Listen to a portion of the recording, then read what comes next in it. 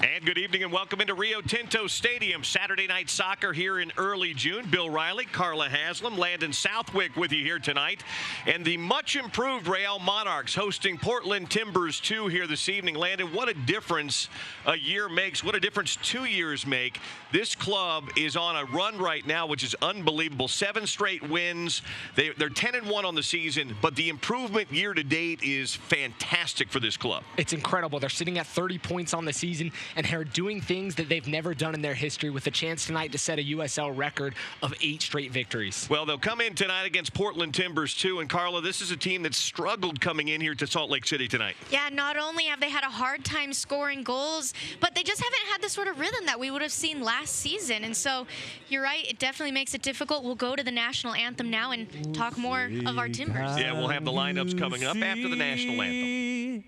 By the dawn's early light, what so proudly we hailed at the twilight's last gleaming, whose broad stripes and bright stars through the perilous fight o'er the ramparts we watched were so gallantly streaming, and the rocket's red glare, the bombs bursting in air, gave proof through the night that our flag was still there.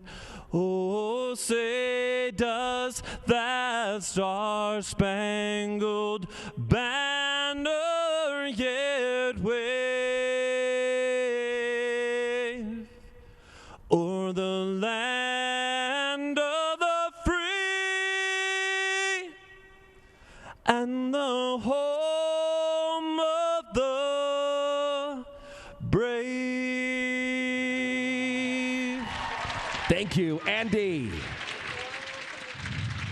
A nice rendition of our national anthem tonight by Andy Browning as we get you ready for USL soccer on a Saturday night. A very pleasant Saturday night here in Salt Lake City. The weather absolutely terrific. We're right about 79 degrees and just a little bit of a breeze out of the northwest as we get things going here tonight.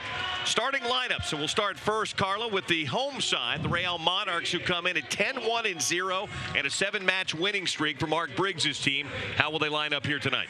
Now it's going to be a fun night tonight. Connor Sparrow, who's player of the week, is going to be starting in goal. His defensive line is going to include the experienced James Moberg, Tony Beltran, Max Lakawecki, and Michael Gallagher.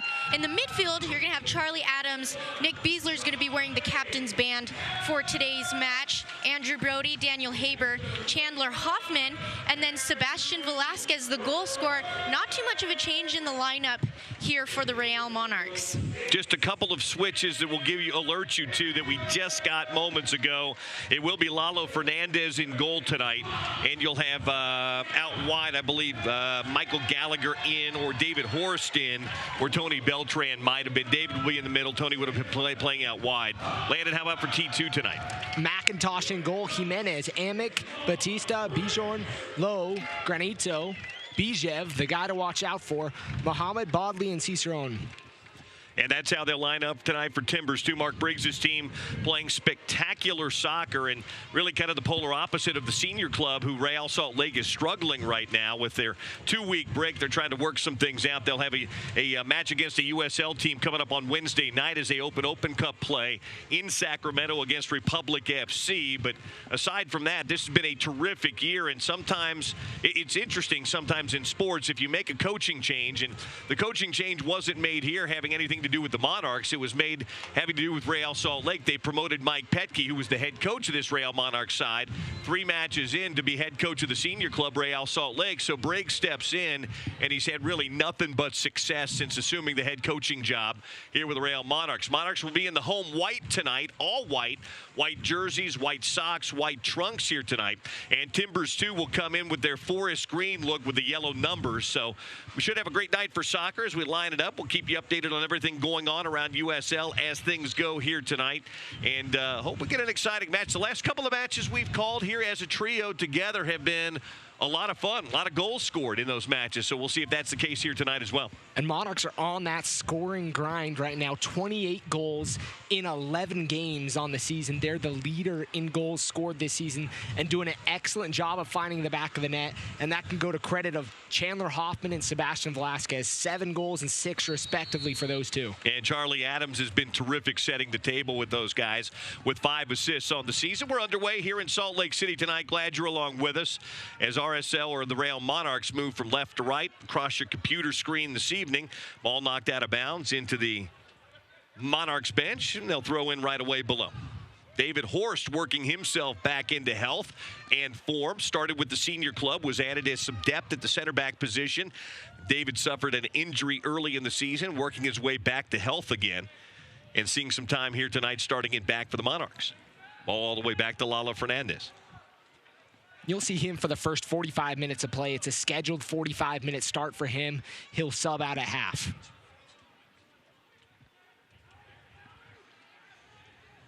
Cup. Horst with some touches, plays it forward. Touch back, and now Adams plays it ahead. Here comes Velasquez. Slots it through. Ball is in. Big shot, and a nice job by McIntosh coming out and making himself big. And we'll have our first corner kick of the night coming up. But how about that through ball by Velasquez? No, Landon was talking about earlier how Velasquez just has this knack for scoring goals. And we can see that his first touch in the game, he doesn't look to find a teammate. He doesn't look to try to go wide. He goes right to goal. An near side corner kick, our first of the match. Adams will put it down on the near sideline. Left-footed in swinger coming around. Second minute here at Rio Tinto Stadium. Ball in, near post, good run, sent out by Timbers 2, held in by Velasquez. He'll battle to dig it out. Still battling, well done by Velasquez, and knocked out by Sebastian, but a good effort there. It'll be a goal kick coming here for Timbers 2. The creativity between those two players is incredible. Sebastian Velasquez and Adams play off each other, and you should expect to see a lot of that tonight.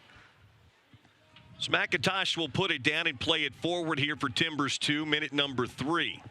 Timbers did a pretty good job in the first minute or so of high pressuring, then Monarchs broke that pressure. Here's a high long ball through the center of the park. Horst battling, nods it down through the center circle. Sebastian takes it again. Velasquez trying to play that ball out wide and did, but behind Haber and out of bounds, it'll be a T2 throw-in.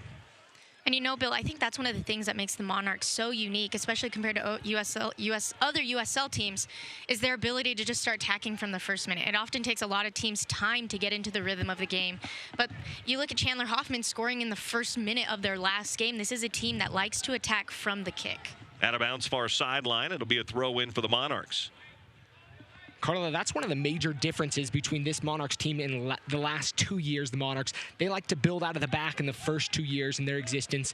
This year, they're more of a high-press team under head coach Mark Briggs. Near sideline, ball up the near sideline. Andrew Brody with some touches, pressure coming. Play it back, relieve the pressure. Adams, 35 yards out, left-footed ball in. Takes a deflection, shot just wide. Batista had that go off his right foot, and it fell right to the Monarchs.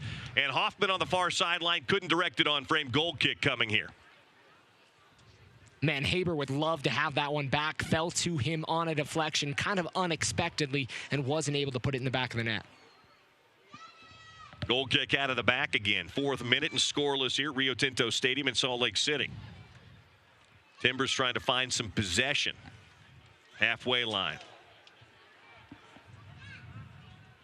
Nothing there. They redirect back. All the way back now. Nick Beasler wearing the captain's armband, acutely aware of most of the guys on this T2 side. He played with them last year in Portland. Here's McIntosh. Rolling it out wide to Bjornthen. He'll switch sides and play it to Bautista, who nearly cost his team a goal a moment ago. All the way back again, Bijev. Now attacking through the middle. Velasquez, shot wide! And that took a deflection out for a corner kick, but just that quickly, the mistake by Timbers too, Carla, nearly cost him again. No, and kudos to Velasquez, not only just being in the right place at the right time, but often when strikers find themselves with so much space, they kind of freeze up. Again, Velasquez going straight to goal in there and taking a shot when there was a window. And it all started with Andrew Brody and that high press on the right side. Like I just mentioned, you're going to see a lot more of that providing opportunities for the Monarchs. Adams will put it down on the near side corner again. Second corner kick of the night. Left-footed in-swinger. Back post. Good run. Sent out by Timbers 2. Area finally cleared all the way back out, but held in by the Monarchs. Long ball forward. Adams takes a touch, brings it down. One defender in front. Adams plays it through. There's Bautista again. This time a better clearance. Monarchs battling for possession. Sent out wide. Jimenez finally clears his area and back across midfield looking for Cicerone. Gathered back in again by the Monarchs. Monarchs doing a great job of, when they're on defense, pushing everything center, just push the Timbers towards, you know, the lack of space towards the center of the field where you have players like Beasler just waiting to receive the ball. Pay takes a touch. Taylor's got it. Rolls it back across midfield to Velasquez. Center circle. Nick Beasler whirls it wide. Monarchs build again. Left-footed ball into the box. Back post. Not quite there. McIntosh with a good read. Minute 7, scoreless. Here Rio Tinto Stadium. Bill Riley, Carla Haslam, Landon Southwick tonight. We'll have a special guest at halftime. Chad Barrett will join us for a conversation. Chad, maybe when that soccer career is done, might want to put the headset on and maybe do a little broadcasting. We'll see. By the way, I got a note today from one of my very good friends in Major League Soccer who is also trying his hand at broadcasting with this Portland organization. My friend Nat Borcher sent me a nice note today. And Nat, in addition to trying broadcasting, also has a very successful real estate career going in Salem, Oregon right now. Here comes Timbers 2 out of the back. Touch, but not controlled, and out of bounds far sideline. Touch last by the Monarchs. Be a throw in for Portland. They haven't spent much time here in the first 7-8 minutes of this match on the Monarchs side of midfield. Haven't had much possession either. Center circle Bautista.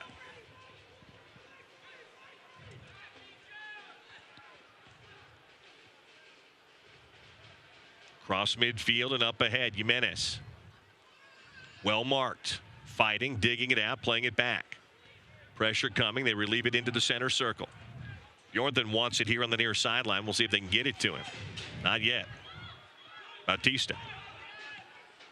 Left-footed ball ahead, up the line. Pay battling. Low there with him. Taylor comes away with it.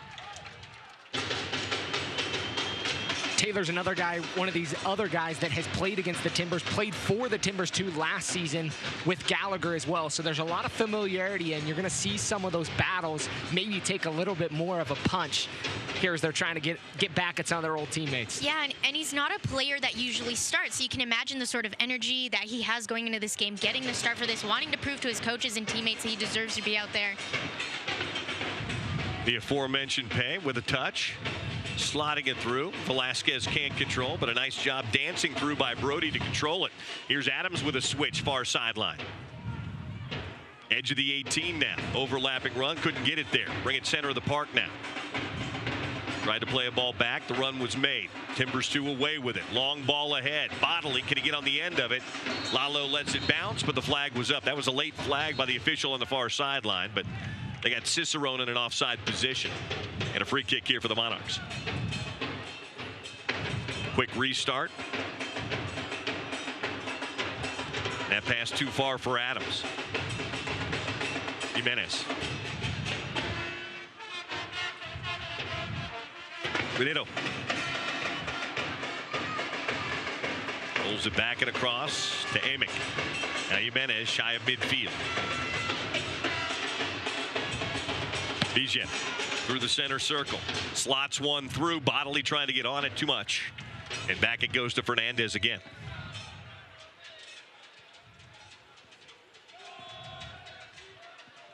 Gallagher plays it ahead. Akawecki to Adams.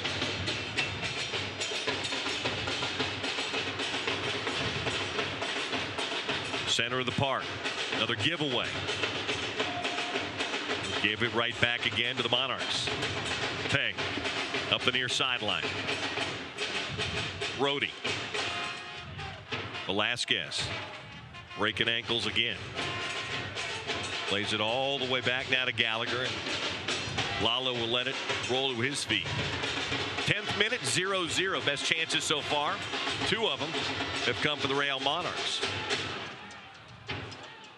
Monarchs look a little bit out of sorts here in the first 10 minutes. Not their usual selves. Last week they scored in the 55th second of the game, coming in pretty quick and hot.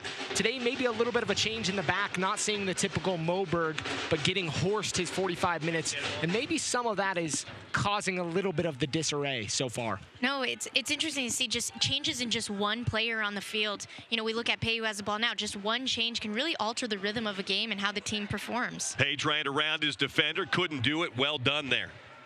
Bodley went to ground, knocked it out. We'll have another corner kick.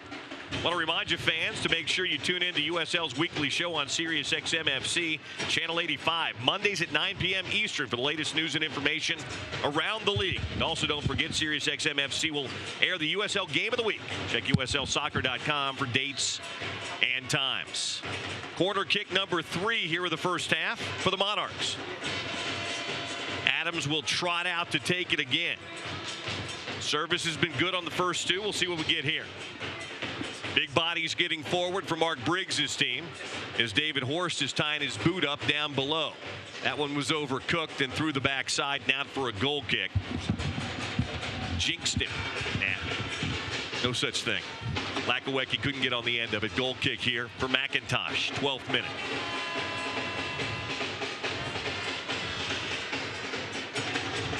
Horst there being told to step off the field as he changed his cleats. He stayed on the pitch, but was told by the 4th official that he had to step off and be waved on by the center referee.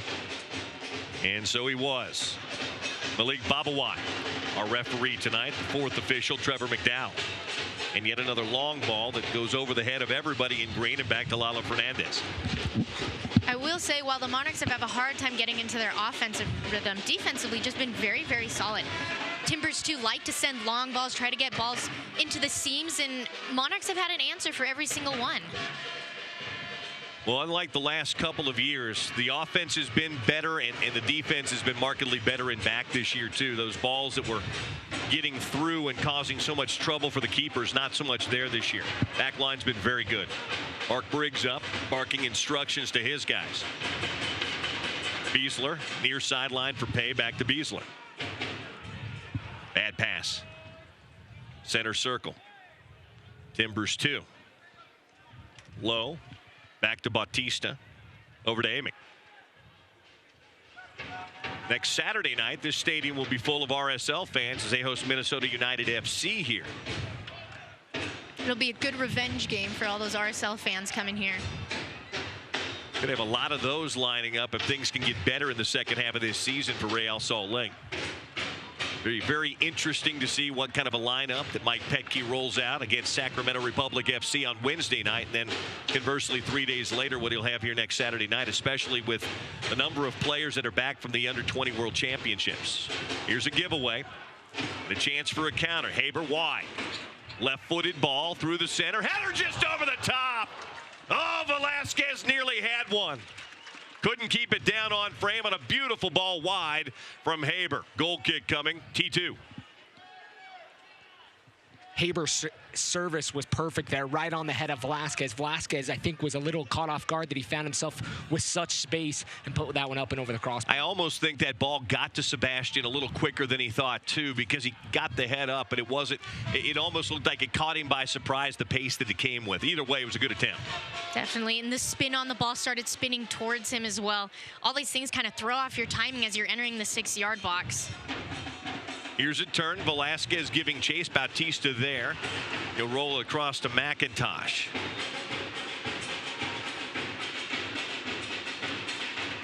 The thing Real fans and the Monarch fans have found out again or been reminded of this year with Velasquez, he just keeps coming. Bit of an Energizer bunny out there. He never loses that pace. Well, it's great to see him as well drop back into the midfield. I mean, he's the forward up top, and yet it seems that a majority of the time that he gets the ball is towards the center circle. Like, he came up really as a midfielder in many ways. Here's a ball over the top again, just too far, an overhit for Bodley. Fernandez outlets quickly.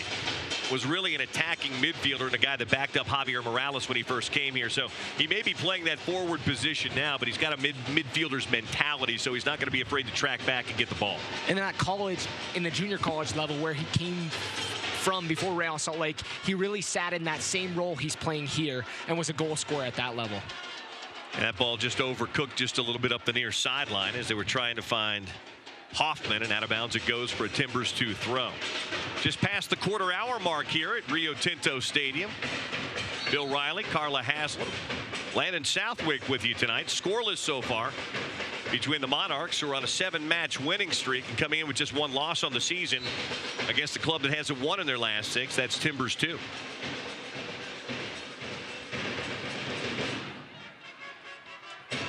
Bjornthen switches. And now Lowe will bring it. And now play it backwards again to Amick.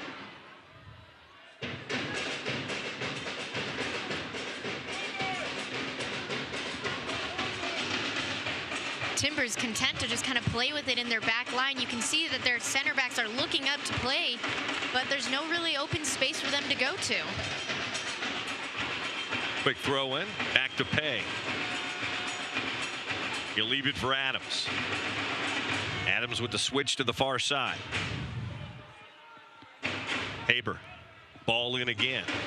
Couldn't quite find the back post, chested down to McIntosh.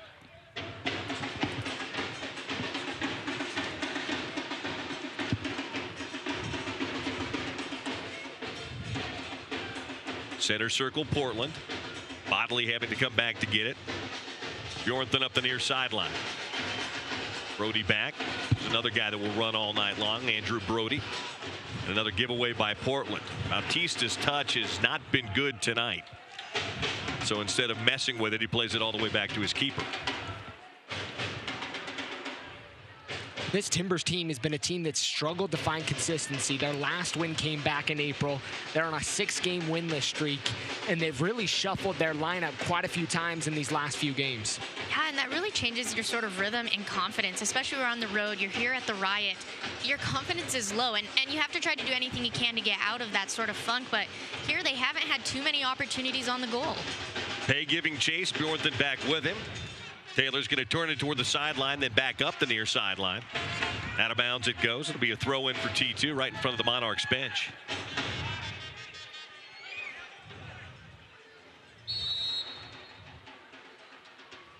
Bautista just decided he was going to throw it in front of his own bench, and the referee said no.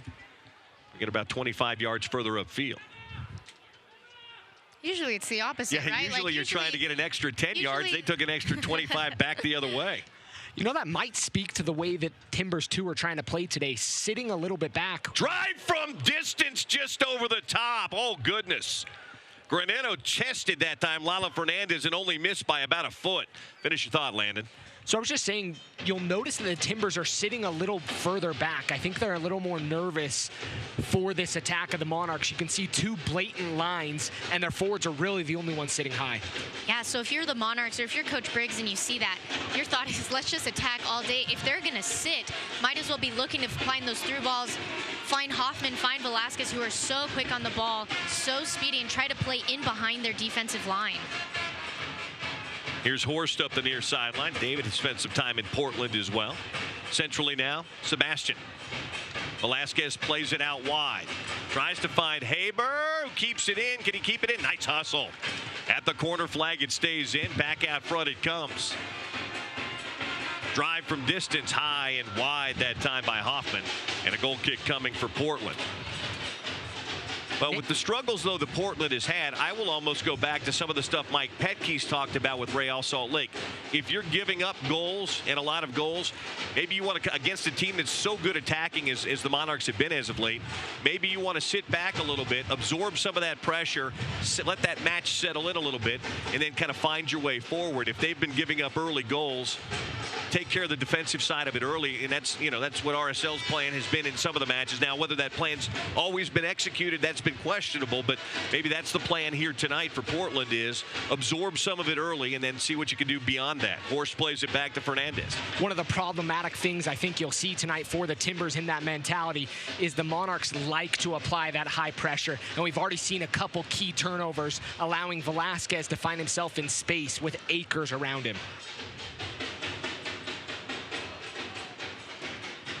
Well, yeah, that's the other side of it, though, that if you're going to sit back, you can't have gaps and you can't allow through balls. If you're sitting back, you've got to have that defensive posture and not allow those things to go through, and we haven't seen it so far here tonight.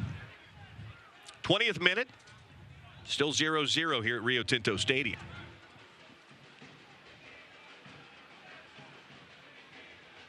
Timbers, too, haven't really done much to threaten and haven't had a whole lot of possession themselves so far in this match. Landon will give us the analytics, I'm sure, at any point in time here.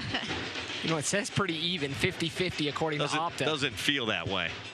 All the way back now, and Lalo will get it before it goes over the end line. Now, you can often tell if a team's having difficulty, not only because they can't get shots on goal, but when their defensive line is forced to shift from one side to the other without crossing the center field. Through the center circle it comes. Back it comes to Adams, who rolls it out wide to the far sideline.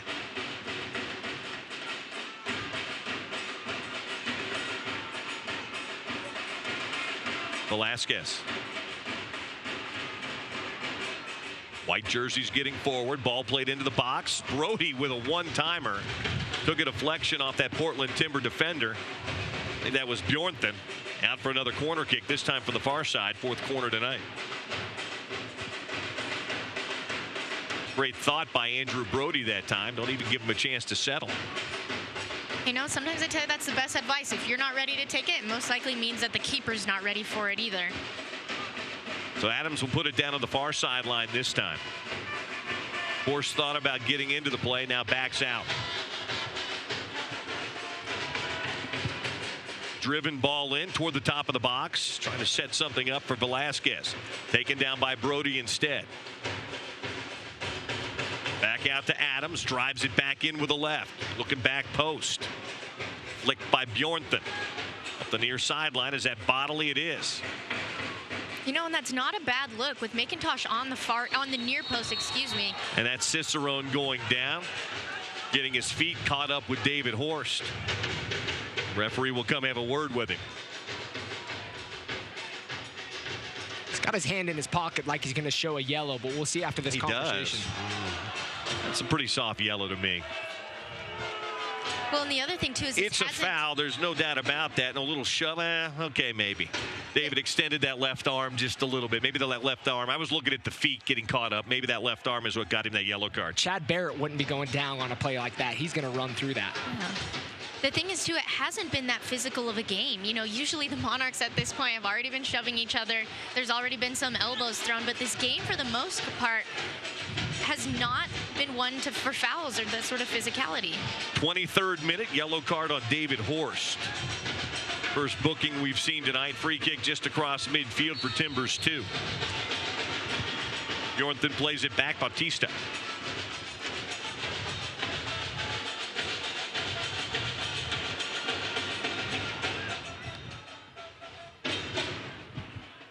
Again, we see that conservative play.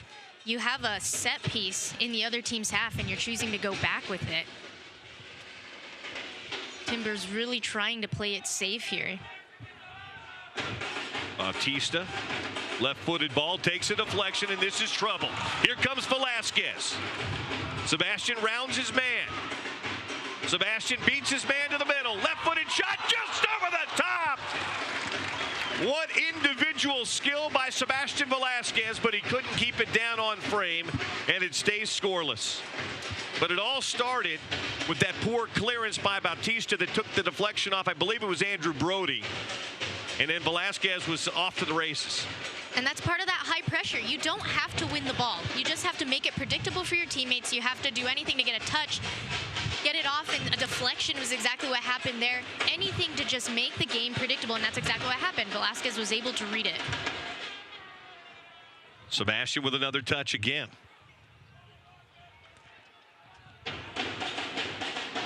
And off the back heel of Beasler that time. They should make it Haber.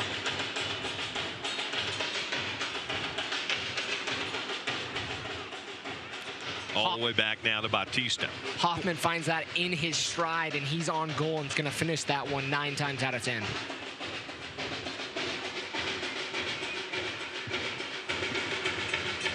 Portland gets to midfield, and it's almost like they run out of ideas of what they want to do once they hit the halfway line. High pressure again for the Monarchs. Back out wide it goes. And they're sitting a little higher than they were early in the game, but still nothing going and no creativity happening up top. I think one of the issues that they've been having is their forwards are running the exact same runs every single time.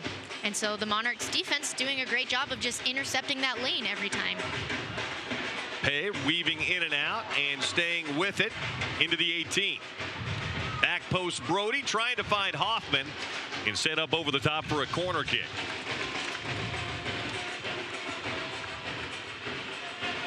Corner kick number 5 of this first half coming for the Monarchs. And once again, Mr. Adams will take that long, slow jog out to the near side corner. As a center back, you always have to know where a guy like Haber is. Haber was floating kind of at that back post, so the center back smartly elected to play that one across the end line and give up a corner. Keep an eye on both Gallagher and Horst here making runs. David coming near post, ball loose in front and cleared out by Portland too. Into the Timbers bench, throw in Monarchs. It's a clever move there by Adams. Adams rarely plays that near post low, but they almost got a shot out of that.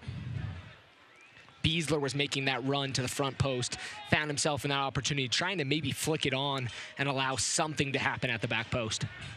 Pay throws in. T2 kicks out. Brody leaves it for Pay. 27th now, still scoreless.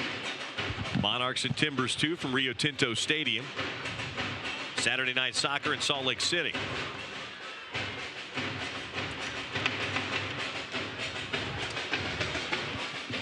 Velasquez. Centrally down to Adams. And Adams taken down hard. Granado says, I didn't do anything. Yeah, he did. Pretty rough challenge there by the midfielder from Portland. Adams will get up. He's all right. Curious on this replay to see how much of the ball he got. Nothing. None. You know, when you show a yellow card in a situation like this earlier on Horst. I mean, David extended his arm, and I could see it, but I mean, that's a harsh challenge with no even attempt to be anywhere near the ball. Adams will have the free kick about 40 yards out.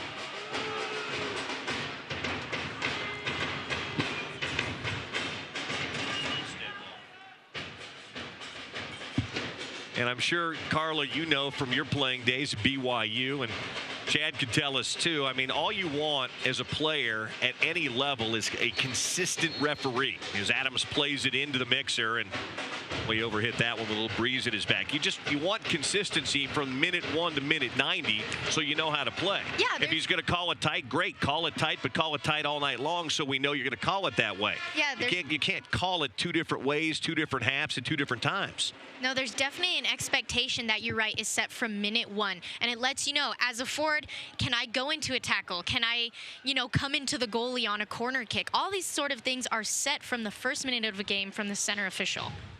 There's David Horst finding it in the middle of the field. And knotted out of bounds by Jimenez on the far sideline. Soccer fans, Nike is the official sponsor of the USL. And for more information, you can visit them online at NikeSoccer.com. That's NikeSoccer.com, an official sponsor of the USL. 29th minute, Rio Tinto Stadium. USL Saturday Night Soccer with the hottest team in the USL, Monarchs. Trying to make it 8 in a row tonight. Velasquez leaving it wide. Ball crossed. Good defensive play by Jimenez. Make that Bautista. Tracked down by Velasquez. Top of the 18. Slides it across Beasler. Rolls it wide to Brody. And they don't play the advantage, but they will give the Monarchs a free kick right at the top of the 18 as Beasler got his heels clipped trying to play that ball wide to Brody. Yeah, not a smart move from the Timbers there. You're at the top of your box and you push down the striker. He's lucky that if he wasn't 5 feet closer into the penalty box. So Bijev will see a yellow card here, 30 minutes in. Now the Monarchs will get a great spot for a free kick just outside the D. It will go down here, and we'll see if it's hot. Well, is it going to be Adams or is it going to be Velasquez that takes this? I know Sebastian would dearly love to have a look at this thing. Both those guys are capable from scoring from that distance. You need to have a lot of finesse. Oftentimes you think it's easier because it's closer, but he's going to have to get over that wall and dip it while maintaining his speed on the ball. And far post, maybe look here for Adams with that left foot. He'll have a gap in that wall, four-man wall, then a gap, and then another. McIntosh has his guys set. Adams will have a go. Far post. Big save by McIntosh. That was a heck of a strike by Adams and a better save by the Portland keeper to keep it scoreless again. Corner kick coming. Puts it wide of the wall, but had enough bend to bring it back towards that far post, but a good save by McIntosh. Well, McIntosh knew that if Adams was going to take it, he was going to pick out that far post, but boy, oh boy, it was well struck. Corner kick number 6 played in. This one on a line drive. Middle of the box, comes down to Velasquez. Sebastian going wide. Sebastian trying to beat 2 and 3. Ball takes a deflection out. Should be another corner kick, it is. Andrew Brody would have loved to have had that ball come back out to him, but it didn't. Velasquez tried to beat the cavalcade of Timbers 2 defenders and won himself another corner kick. 7th corner now for the Monarchs. See if they can capitalize here on another set piece, 32nd minute. Back post this time. Knotted down by Beasler. Held in, out front, Velasquez shot, takes a deflection. Horst couldn't redirect. Monarchs keep playing possession. Back in it comes, sent back out again by Portland. Horst has it off the shoulder, can't control. Mohammed has it now for Timbers 2. And back to Bautista. You know, it showed a lot of composure there from Beasler. Most players, when they're on the end line, are going to try to do anything to get it across the 6. But you see him, he looks up, sees that it's crowded in the box, and then goes back out to his 18. That sort of composure is what's going to get you goals, especially after 7, 8 corner kicks. Jimenez. Mohammed. Back to Amick.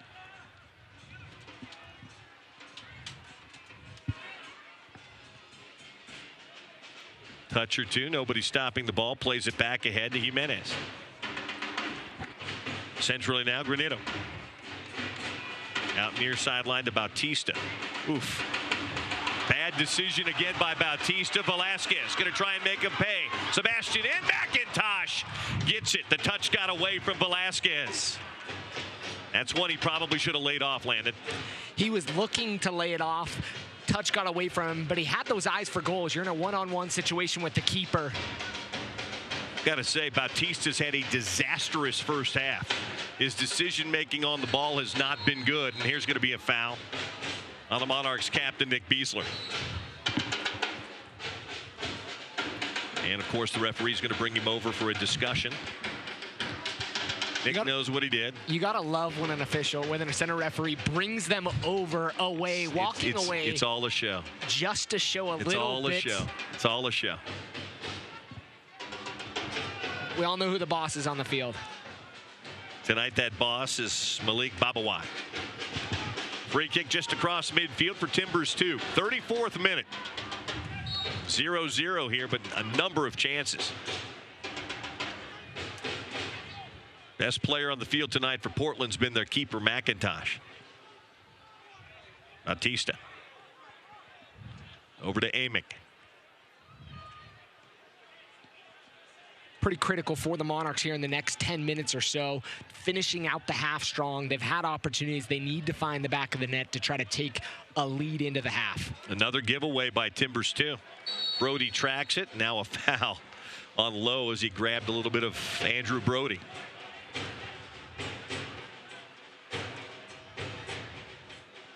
Coming up at halftime, do a quick recap of the first half, take a short break, and then we'll come back. Talk to Chad Barrett, find out how he's doing in his rehab. His thoughts on the second half of the season for Real Salt Lake. That'll all be coming up at halftime before we get to the second 45 minutes here tonight.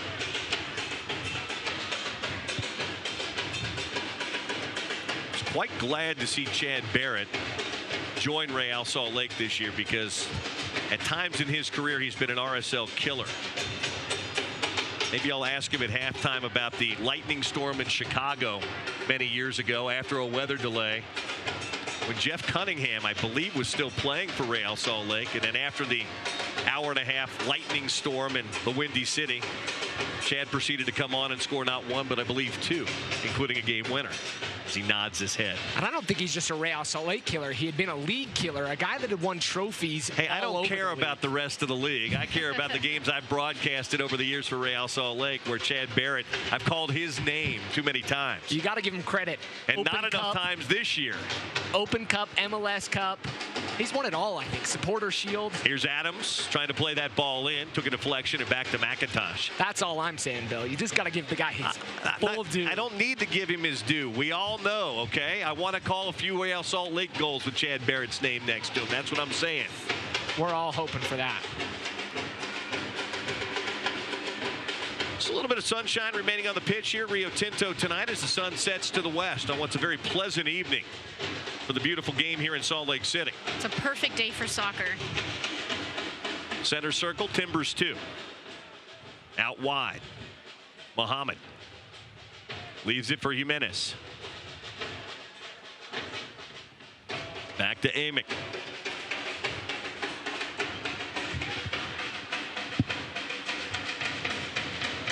Velasquez again. I mean, I'm telling you, Bautista should take one touch and be done with it, because when he's tried to take more than one with pressure coming, Monarchs have given him some real trouble here tonight. Well, and I think Velasquez has caught on to that, because in the first 5-10 minutes of the game, Velasquez was pushing to one side as is recommended, but I think he started to catch on to it, and now you see him putting his whole body into Bautista.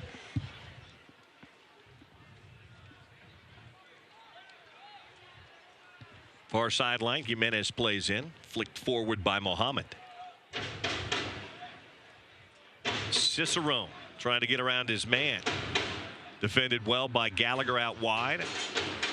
Monarchs come back away with it. Lowe keeps the pressure on, plays it off the back, and another fortuitous bounce for the Real Monarchs. Adams ahead. Gets it back centrally. Near sideline. Velasquez. Pay overlapping up the near sideline. Sebastian finds him. Pay takes a touch, plays it in, headed right back out again, and right back to Pay. He'll reload.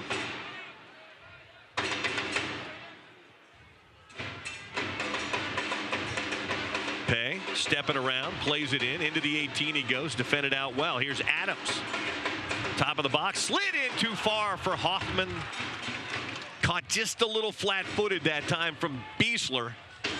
And out it goes for a goal kick for McIntosh and Timbers 2, 39th minute. Good idea there by Beasler, and a good combination by the Monarchs. You're seeing them a little bit of an interchange. Hoffman just got caught flat-footed, was expecting that pass maybe a little closer to him, not as much into space as it was. Well, and it shows how willing the team is to play with each other. I mean, there are many times, most strikers, if you receive the ball at the top of the 18 with a window, they would take that.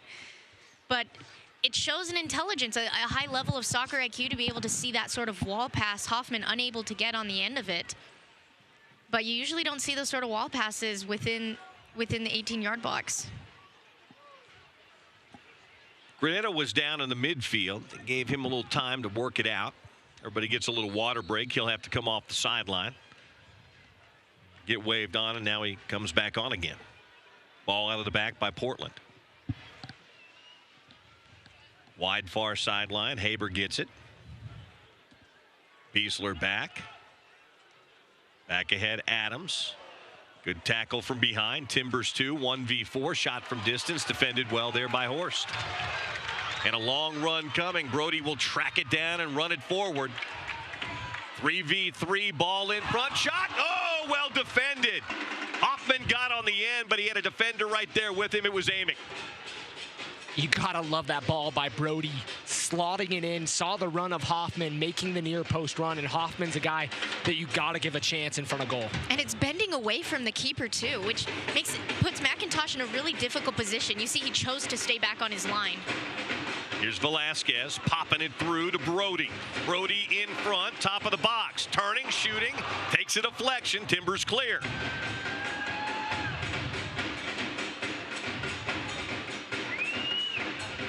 Muhammad, he's got some green in front of him here. Well defended again. Beasler, beautiful. Now Velasquez, edge of the 18 for Sebastian. Trying to round Amick. In front, shot to goal. It's a goal.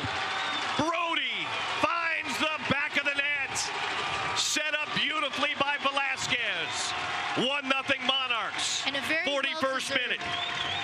A very well-deserved goal from Brody. He's a kid that's been running up and down the field, has already had 2 or 3 chances in front of the goal.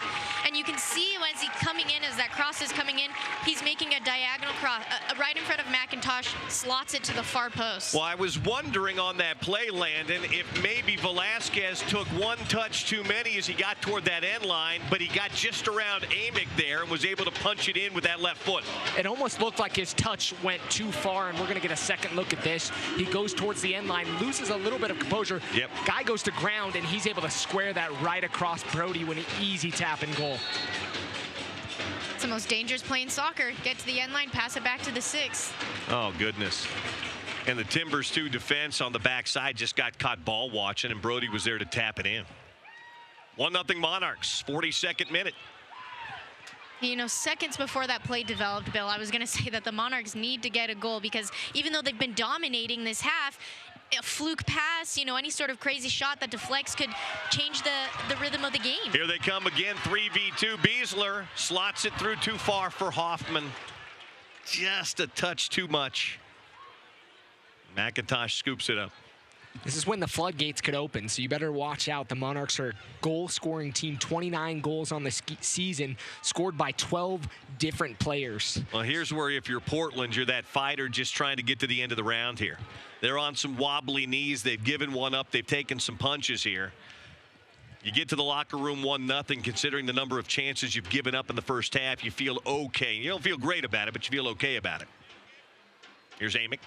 They just have to create opportunities, and they really haven't done that. Their only few opportunities have been shots from distance, shots from outside the 18 that have given Lalo an opportunity to try to defend his goal. But you just need some creativity out there. You know, mix up your runs. Have forwards come check towards the ball and then cut back. Just mix it up. But right now, all their forwards plays have been really predictable, making the same vertical runs up and down the field.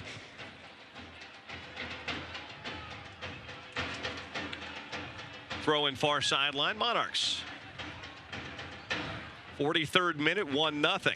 Velasquez the assist, Brody the goal.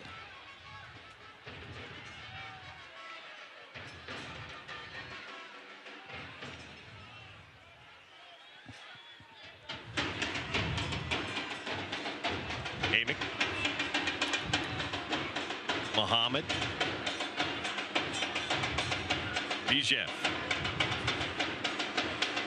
There's that high pressure you see. 3 players in that area applying pressure to the back line of Timbers 2, and they're going to elect to go back to the keeper.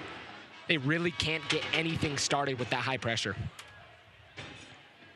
Bjornthen wants it on this side if they can switch it, but I don't know that they can.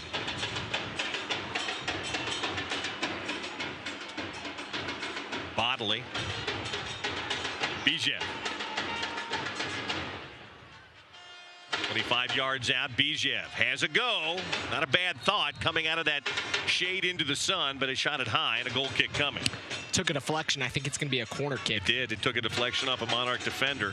First corner tonight for Timbers 2. The sun may play a factor in this, as the only area that's still in the sun is this northeast corner including the goal box. Everybody with their backs to the sun here as the ball will come at them. Bending ball, top of the 6. Bjornson tried to get on the end of it, couldn't.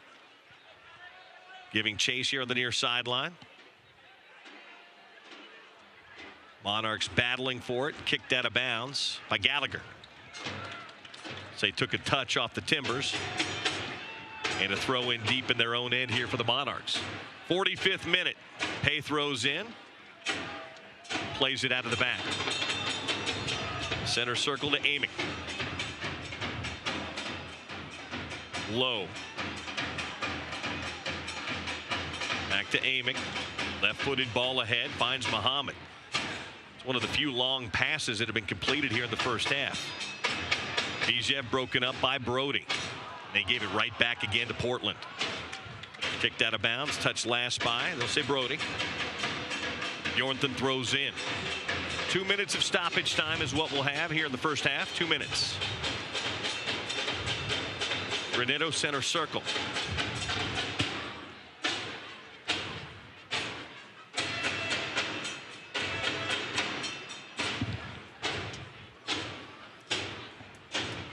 Bautista back to Granito. Left-footed ball. Not much there. Timbers really don't have anyone to play to. Monarchs doing a great job of just keeping their line, keeping their shape. Into our first of 2 added here at the end of the first half. Fernandez just content to play with it in back and play it out wide to Gallagher.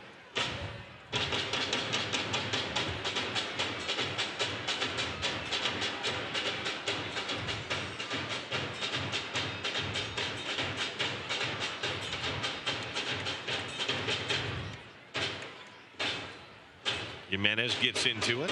Back to Amick. All the way back to McIntosh. And it seems like Portland's content just to kill off the final remaining moments of the first half here. Bautista. Granito. Into our second of 2 added now.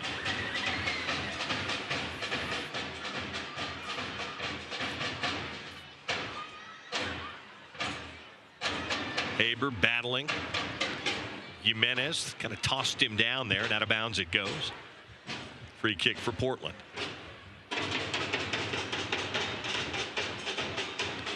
Wide checks his watch. We enter the dying seconds now and out of bounds it goes. Good stop by Mark Briggs. That should probably just about take us to halftime here at Rio Tinto Stadium. Pay wants to find somebody to play it to. Finally throws it up the line. Flicked forward by Hoffman, and that's that. 45 minutes of soccer have been played here at Rio Tinto Stadium. And the home side dominated. They only have 1 goal to show for it. A nice finish in front by Brody on a terrific setup by Sebastian Velasquez. But with 45 minutes in the books, it's the Monarchs 1 and Portland Timbers nothing. And Monarchs doing a great job just being an offensive threat. 7 corners on the night, have had set pieces outside of the goal. I mean, while possession percentages have been pretty equal, it seems like the Monarchs are the only team that are really getting dangerous shots out on the goal. And, you know, the interesting thing is that's Andrew Brody's first goal of the season. We talk about him. He's an Energizer bunny, so a guy deserving to score a goal. But like I mentioned, any guy on this field tonight is capable of scoring a goal. It's really interesting that with all the effort and all the energy and everything that he puts into the matches this year, that he hasn't found himself on the end of another goal with as much as he puts into it. What do you think the halftime message is from Briggs to his guys?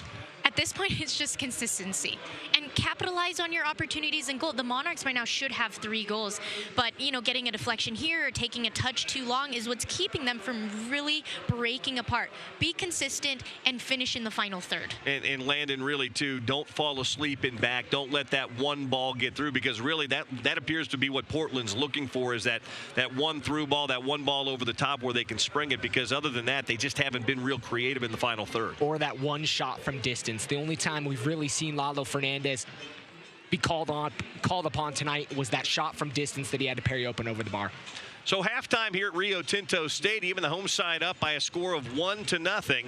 We'll take a short timeout. We'll be back in just a few minutes here at Rio Tinto Stadium, and a conversation with Real Salt Lake forward Chad Barrett coming up when we get back here on ESPN 700, and, of course, all over the world on YouTube and USL.com. Back after this in Salt Lake City. Todd's a great guy. I mean, look at him. What a sweetheart. Attaboy. Wait, Todd, what are you doing? How totally selfish and un-Todd-like of you. Come on, Todd. Come on, man. Look at you. You're at the top of your game. At work or at play, you're unstoppable. Nothing can throw you off track. Oh, hey, she's cute. Nice going, man. Things are going great for you. You've earned a night out. Good drinks, good friends. Yeah, we can go ahead and call this a good night. Wait, is that your car? Uh-oh. Not smart. Yeah, I saw that coming. Say goodbye to her. Ouch, that'll hurt your bank account. You're looking at around 10 grand in fines, legal fees, and increased insurance rates. I hope you like eating frozen dinners. Alone. Let's try this again. Smart move. Because buzz driving is drunk driving.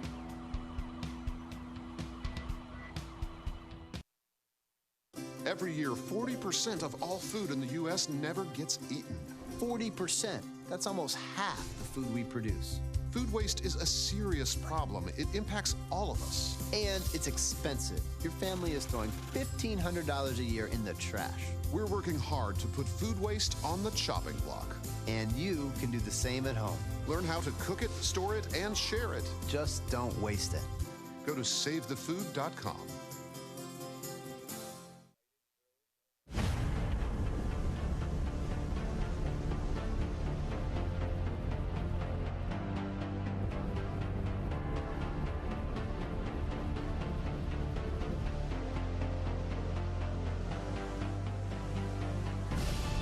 We've raised the stakes. Expectations are high. Our biggest season yet will break records with elite players and future stars. Innovative technology and new homes. We're growing the game in our communities and across the nation. Are you ready?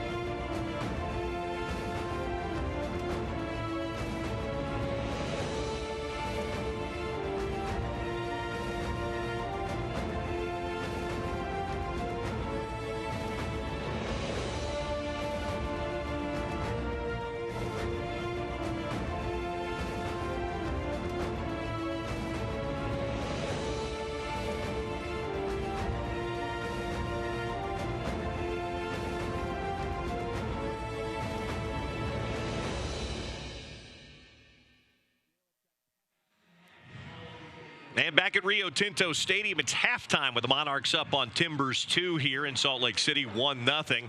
Special guest joining us here at halftime tonight. He's rehabbing a little bit. He'll probably at some point in time log a few minutes as he gets himself back in shape for the senior club. But Chad Barrett, MLS veteran, with us here tonight in Salt Lake City.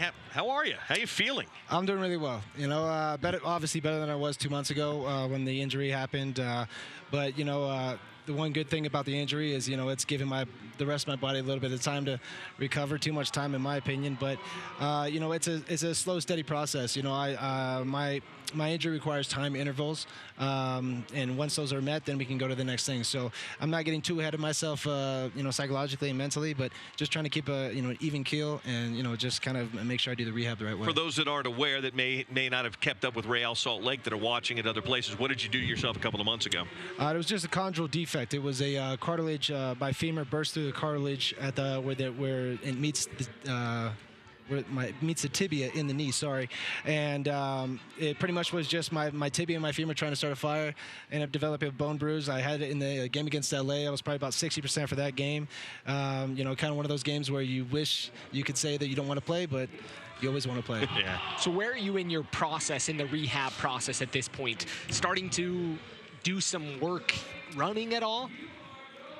Yeah, what I'm trying to do is right now is I'm just into my light circuit training. So I'm doing things with my legs just that doesn't require a whole lot of weight resistance. I can do swimming, I can do biking, I can do all that type stuff, but only for short amounts of time.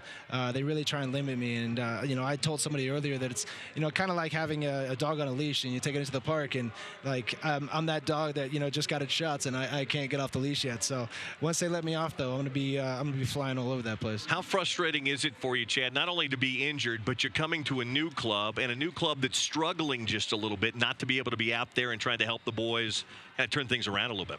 Yeah, it's super frustrating for me just because from my standpoint, we had a great preseason where I don't even know if we took a loss the entire time. And, I've been listening to what Brian Dunseth has been saying about our team, and I agree with him saying that, we have a very, very deep team. But the fact is we just got too many players hurt at the beginning of the season, and then there was too many formation changes, and then there was a head coach turnover. And there's a bunch of other excuses we could throw at it, but the bottom of the line is the guys that are stepping in haven't been doing the job and haven't been getting it done. And from my standpoint, going from when we weren't struggling and then watching us do this, one, I don't want to be hurt, and two, it just frustrates me even more because I know these guys are, they're just trying their hardest and they're putting the best thing they can out there. But right now, the people that are putting it out there, it's not good enough. So when you're talking about the not good enough, explain to us a little bit about some of that and what happens there, some of the changes that are being made. Do you think that can all be attributed there? I know you said that it's been a lot of different factors. Why haven't we seen some of the goal scoring and different things that, we've become accustomed to? Well, you have a slight formation change. I think Mike Pecky started his formation, what he wanted to do with the Monarchs, what, they've put to test, and they had a lot more time to practice at. And, they've really done a really good job of, putting that into, what they need. They have a good balance of the players. They have a bunch of older players, that are kind of leading, like Charlie Adams and Sebastian Velasquez, guys with real professional experience outside this league, Chandler Hoffman. Then you got a bunch of other guys, like you said, Adrian Brody and Daniel Haber, who really kind of relatively aren't big names yet in the MLS, but this is what they're trying to do. And as quiet as you say, Andrew Brody's been, he's that workhorse. He's that tireless midfielder. You have that on the same side with Daniel Haber, and then you have their two creative people in the middle with Sebastian Vasquez that, always plays in, kind of comes deep and Chandler stays high. Everybody on this team knows their role. I think the problem with ours is we are always having so many people come into the formation. Every game it's a lineup change where they don't really know that their role on this team yet. And I think too many people are trying to do too many things. I think we're trying to be a good soccer team and play out of the back, but we are just leaving ourselves exposed. And I've never seen it more so than a game against Dallas. I was actually amazed. I just watched the highlights because I wasn't able to see the game. And just watching the highlights, it looked like an offensive drill that you would put together where you line your guys up high, then you throw the ball in behind, and then you see how you react. And I couldn't believe it. And, I felt bad for Matt, and I felt bad for Matt Van Oekel a lot because I thought, he's had a great time and he's played pretty well. But, it just hasn't shown on those things because he's been lit up with goals. You talk about the injuries, Chad, but there's also been a core of this team, young talent that's been gone with the U20 World Cup. You've got, and then guys like Justin Glad, who was hurt early in the year, so now coming back are a healthy Brooks Lennon, a healthy Danny Acosta, Justin Glad, Sebastian Salcedo. These are all guys that played well with the United States, and now you're going to infuse them. And Mike Petke's been very clear, and so is Craig Weibel on my radio show with me and in other places in the newspaper here locally saying, hey, we're going to throw it wide open, and it's going to be a competition for jobs. Now, you're a veteran, but, as a veteran, you're watching these other veterans that are now going to have to compete with some of these young guys, but they want to put the best 11 out there. I mean, that's that's another reason why I wish I was really playing right now, is because for the last 5 years or so I've been more of a bench player, and when the opportunity has arisen, I've always risen to the opportunity and try to take the best of my chances. That's what we have to do right now, and I think that that's also why the Monarchs are playing a little bit better right now than they just have that edge. One, they're playing at home. One, they're winning every game. Another thing is, though, the first team is not playing well at all. And you have the general manager coming out and saying publicly that he is going to change. If they're not willing to change their minds, he's going to change it for them. You can't physically change somebody's mind, so what do you think that's going to mean?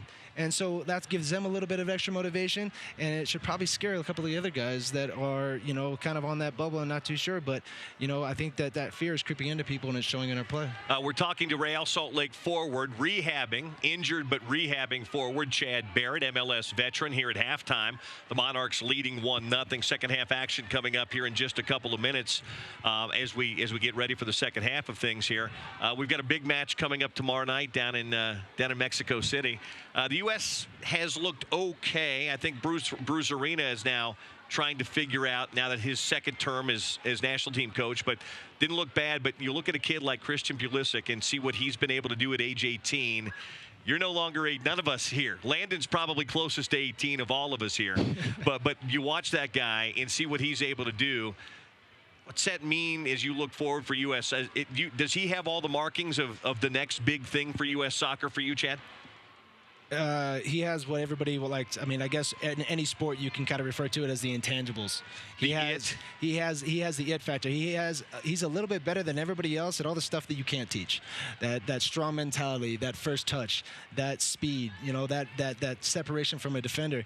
And growing up in a professional system and just devoting his entire time to honing his craft and to getting the best possible player he can, it's amazing what he's become. So and what kind of chances do you give him tomorrow night? You know what? I mean, I wouldn't say it's as good as they want it to be. I think anything coming out of there would be a win. If we can manage to get a win, like when we beat them back down there when Orozco scored the goal, real late. I think it's one of those things where you kind of have to. We were talking about earlier. You kind of want to bunker in. You don't want to give up a goal early in Mexico because that could pile on. That could be 2, 3, 4. You want to. If you go to the second half, you're going to have the Mexican team. You're going to have them start thinking, okay, this is bad. But at the same time, I was also coached personally by Juan Carlos Osorio, and he doesn't let them let up. He is the most on top of it coach. I've never seen a coach run around with so many different colored notebooks for different parts of his area. So I think they're very well managed, and they're going to be a very hard team to beat down there. So one final question for you on that same subject. You played in the youth national teams for the U.S., even had a cap, I believe, with the senior side. How has that changed in the system now? The system really is a lot different. Christian's coming into a different era of U.S. soccer. How has that changed since the days you were around? I don't think he would have had the chance to put on the kind of show that he's been putting on, and that's just it. Is because I think what we've been waiting for is, ever since Landon Donovan retired, we've been waiting for that next person to come along. Who's going to take it? And we've been seeing Jurgen. He brought in a bunch of people, from outside the country and they added to the team, of course, but they didn't really change the whole thing. And so what we're trying to do is we're trying to get these people, we're trying to get these guys to be like, okay, or at least the U.S. fans, okay, now we have a star. Let's build a team around him. And you can see how he just makes everybody around him better, like Landon did, like he did, just like Beckham did. Those players were just guys that always made everybody else better around him.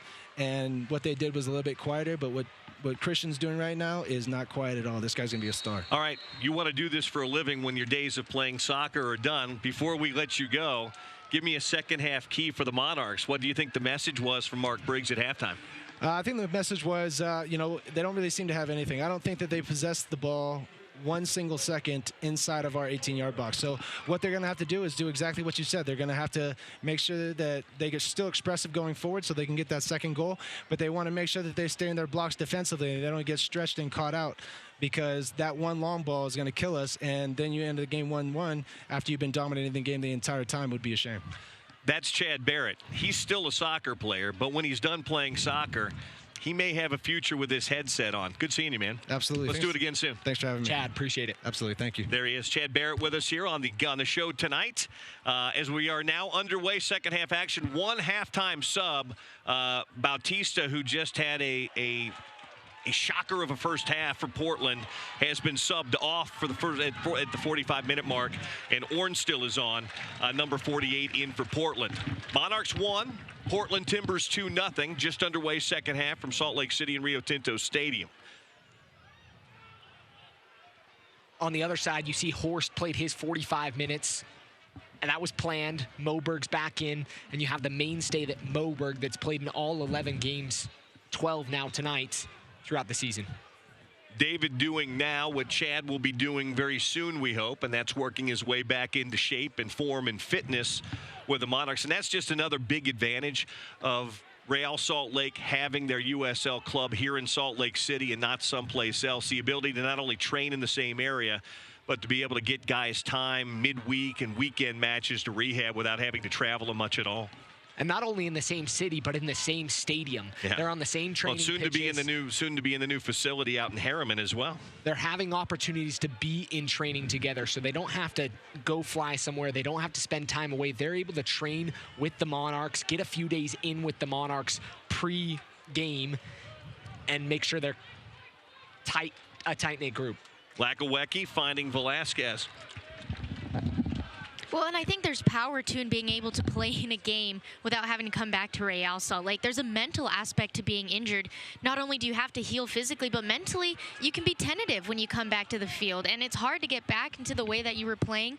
And so it's definitely an advantage to be able to come back to the Monarchs, get back in that game mindset before going back to RSL. Ball through the center. Adams has it.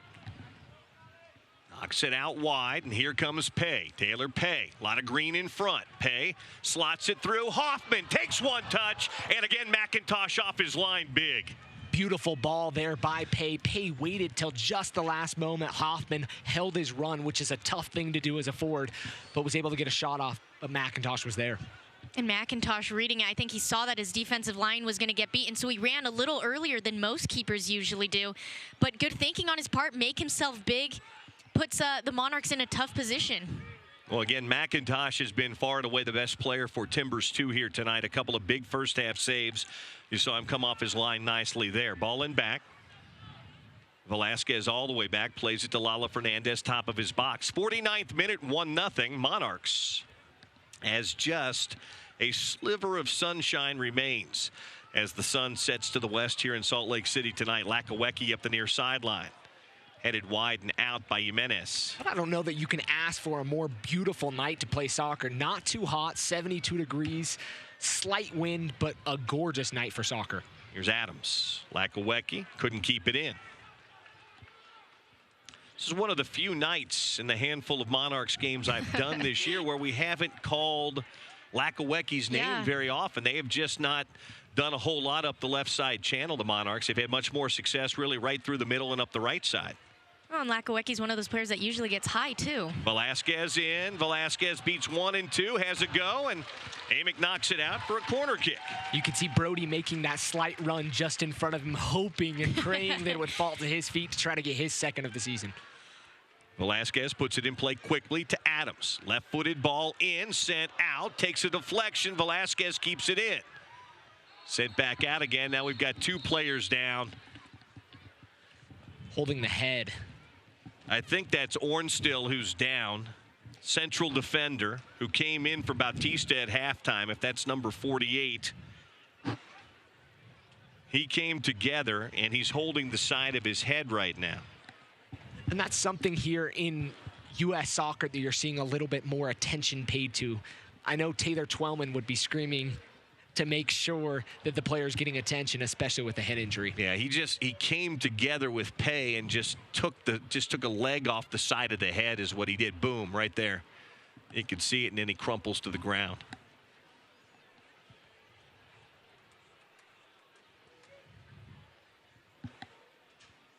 Chance for a water break for the Monarchs. 1-0 our score, 51st minute. Do a little business while we're waiting right now. Remind you fans out there to make sure you tune in for the USL Weekly Show on Sirius XM Channel 85. It's Mondays at 9 p.m. Eastern for the latest news and information from around the league. Also, don't forget Sirius XM FC will air the USL Game of the Week. For all the information you need on those broadcasts and more, you can go to uslsoccer.com for dates and times. I was incorrect. It was Lowe who had the collision with Pay. Terrell Lowe off the pitch, jogging in front of the bench, and now waved back on by the fourth official. 52nd minute, just underway second half, 1-0 Monarchs. The goal, first of the year by Andrew Brody. Assist by Sebastian Velasquez. Gallagher near side. No pressure, so he plays it with a left foot forward, flicked on by Lakawecki. Haber. Far side, Brody. Brody tried to play it across, and it goes out again for a corner kick. At some point in time, the Monarchs may take advantage of all these set pieces, Carla. This will be corner kick number 9 on the night, second here in the second half. No, I'm of the belief that set pieces change games, and while the Monarchs have been dominant and they've looked dangerous, none of their set pieces or corner kicks have been that good. Nope, and it's still just a one-goal game. As much as the Monarchs have dominated this match tonight, it's still just a one-goal game. Left-footed in swinger, inside the 6, headed out in the way nicely by Bjornthen. Haber can't control. Timbers 2 do. Here comes Mohammed.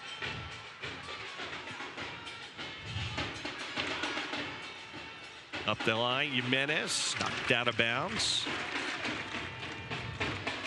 by Haber. Throw in, Jimenez.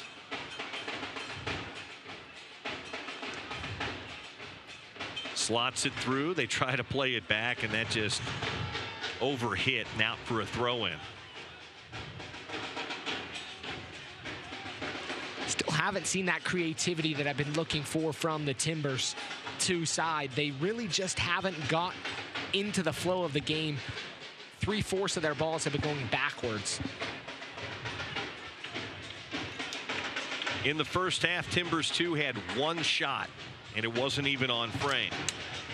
7 shots, 3 on target in the first half, including the goal for the Monarchs.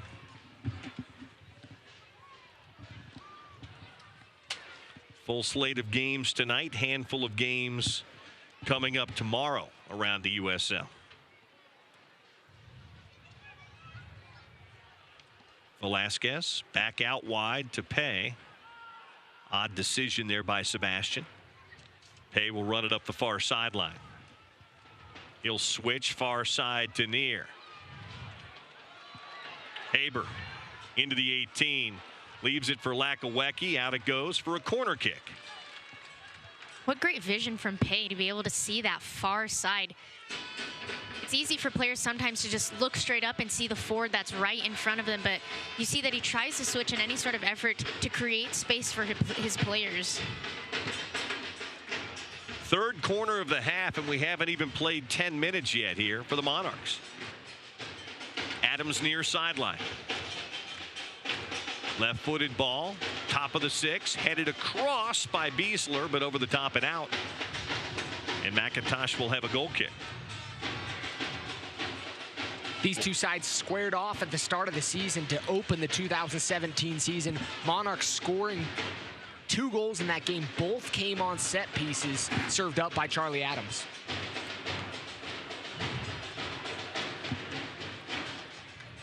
McIntosh out of the back. High and long through the middle of the park. Moberg.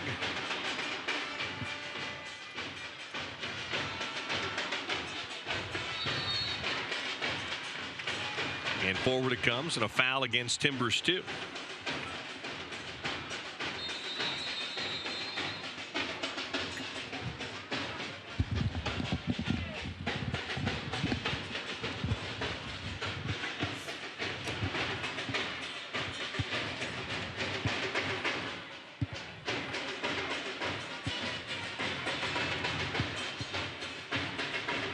Lecture from the referee, 56th minute, 1-0.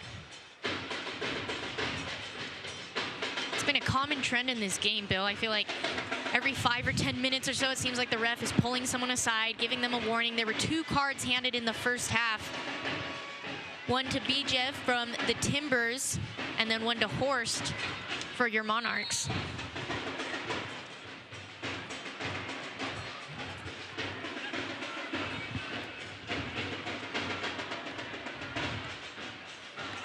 Into the mixer it goes, and McIntosh down with it.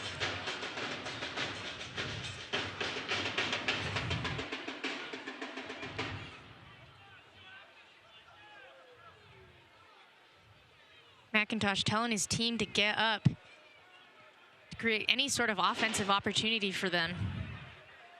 Lakawecki gets a touch to it.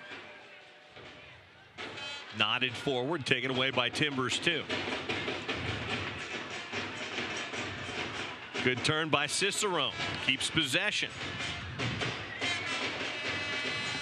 Granito. Back to Lowe. Amick. Granito. Ahead Muhammad, too far, and Lalo Fernandez is there.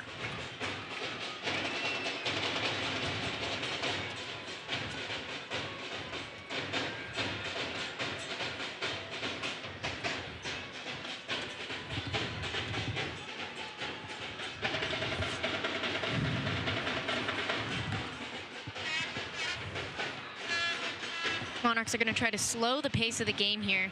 You can see him coming back to Lalo Fernandez, who really hasn't been tested this game. He's had a couple of shots that he gets top of his paw on, but they're going to look to him to just move around the back line. Hoffman applying pressure. Amick back. Kicks it out of bounds. Again, that high pressure and that continual pressure by the Monarchs, forcing a kick out of bounds and a throw in for Salt Lake. Velasquez. Defender in front. Left-footed ball near side. Haber. Left-footed ball sent out by Jimenez for yet another corner kick. 4th of the half here in the 59th minute. You got to love the composure there by Haber, trying to wait for an opportunity. Could have probably taken it off the chest there and taken a volley, but he brought it down, tried to make something happen, trying to square it across the 6.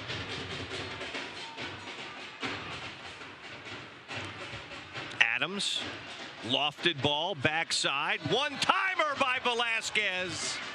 Couldn't get it on frame. Good power behind that shot, though. You can see Velasquez hitting it with the bone of his foot, times it perfectly, unable to find the frame, though.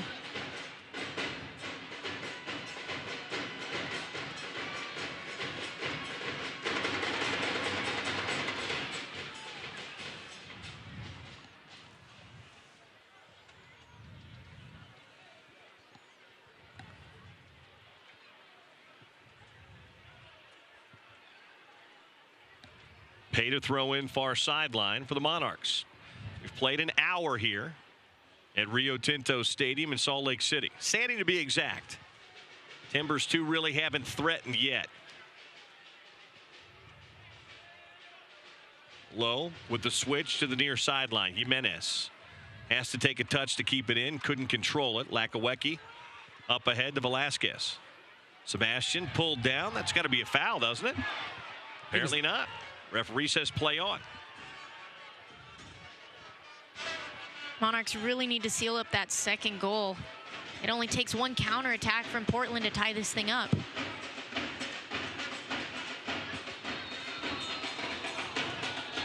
Pay might go in the book here.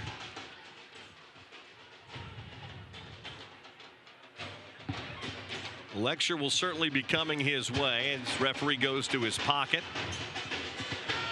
He's made the gesture toward it. The discussion continues. And now the yellow. Going to give you a piece of my mind, and then another piece of my mind, and then I'm going to give you this yellow card that's in my left pocket. There's only one other profession that people do that, and it is police officers. Now, there was no talking his way out of that ticket, that's for sure. Free kick, Portland, just across midfield. Back it comes to Amick.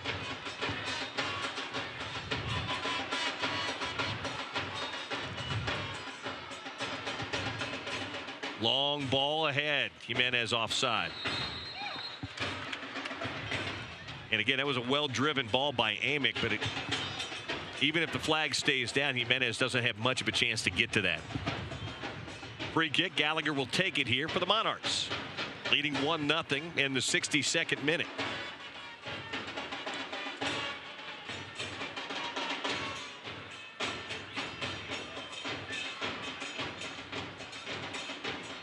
Pay back to Adams. Adams trying to find Haber. Couldn't get it. Lakawecki, though, keeps it in. Can he get to it? Jimenez does first and knocks it out for a corner kick. You gotta love Lakawecki and his work rate, getting up that wing. He's holding his right hamstring, though, so you hope everything's all right there. But the effort there to keep that in and win the corner for the Monarchs. I'm quite sure it was the hamstring that he was holding, Landon, but I appreciate you trying to keep it clean here on a Saturday night. It was, be very honest, it was a little higher up than the hamstring. Adams with a near side corner kick. We've said that about 12 times tonight. Lofts it back post again, overhits it. Velasquez tracks it down on the backside. Driven back into the mixer again. Headed back across in front. Good thought. Pay couldn't get to it. Out it goes. Adams will throw in quickly. Get it. Drive it back in again. Sent back out again by the Timbers. Jimenez with a tough touch. Couldn't keep it in. That just kind of describes the night the back line of the Timbers have had tonight. Just unfortunate touches, not being able to clear the ball completely. Yeah, it really is that first touch that's killing them. You know, whether receiving it off a pass or maybe their first touch is bad, so it forces them to get 2 or 3 more. And there's a late whistle against, yes, Jimenez, as Adams goes down and a free kick right on the edge of the area for the Monarchs. 19 yards out. Good distance, hard angle here. Look for it maybe to go to that back post, bringing up Gallagher and possibly Moberg. Oof. Jimenez was lucky he didn't go in the book for that. Ball was well away.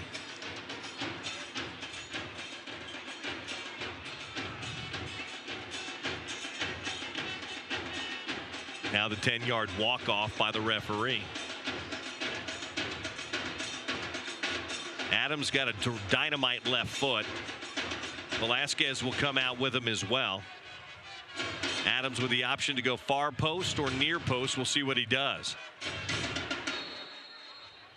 Adams in. Driven ball on the mark, but just a bit high. Goal kick. Couldn't keep it down on frame. With a left foot in that situation, you're just hoping that it hits the keeper's hands and falls right into the traffic right in front of him. Maybe not the best look, as you had a few opportunities, or a few people on the back post with Pay, Moberg, and Hoffman back there running. 65th now. McIntosh with the goal kick.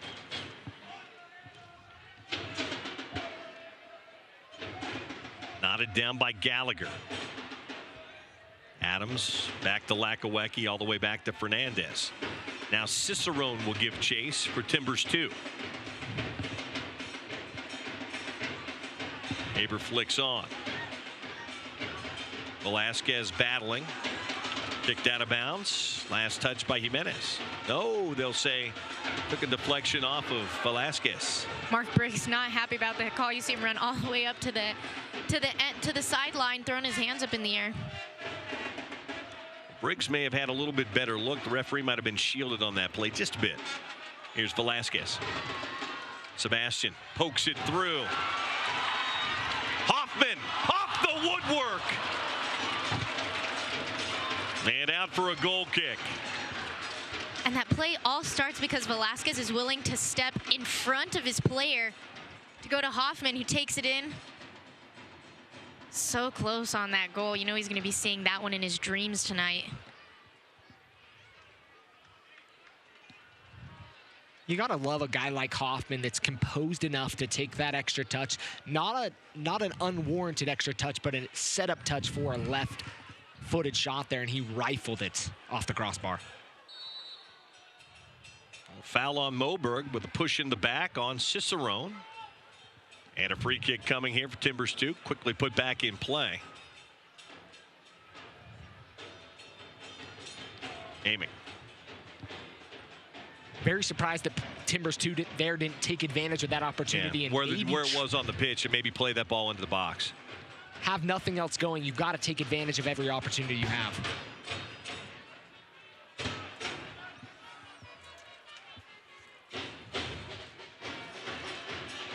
Cicerone, right to Moberg.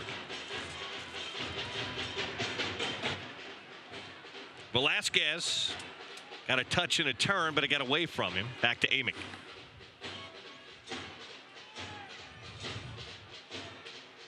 Warrenstill, halftime sub for Timbers 2. Too many touches there by Muhammad. He's skinned of it. Here's Adams. Now Brody. Hoffman making a run. Here's Velasquez. Hoffman, and a goal! Second assist tonight for Sebastian Velasquez. And an easy finish for Hoffman. And it's 2-0 Monarchs in the 67th minute.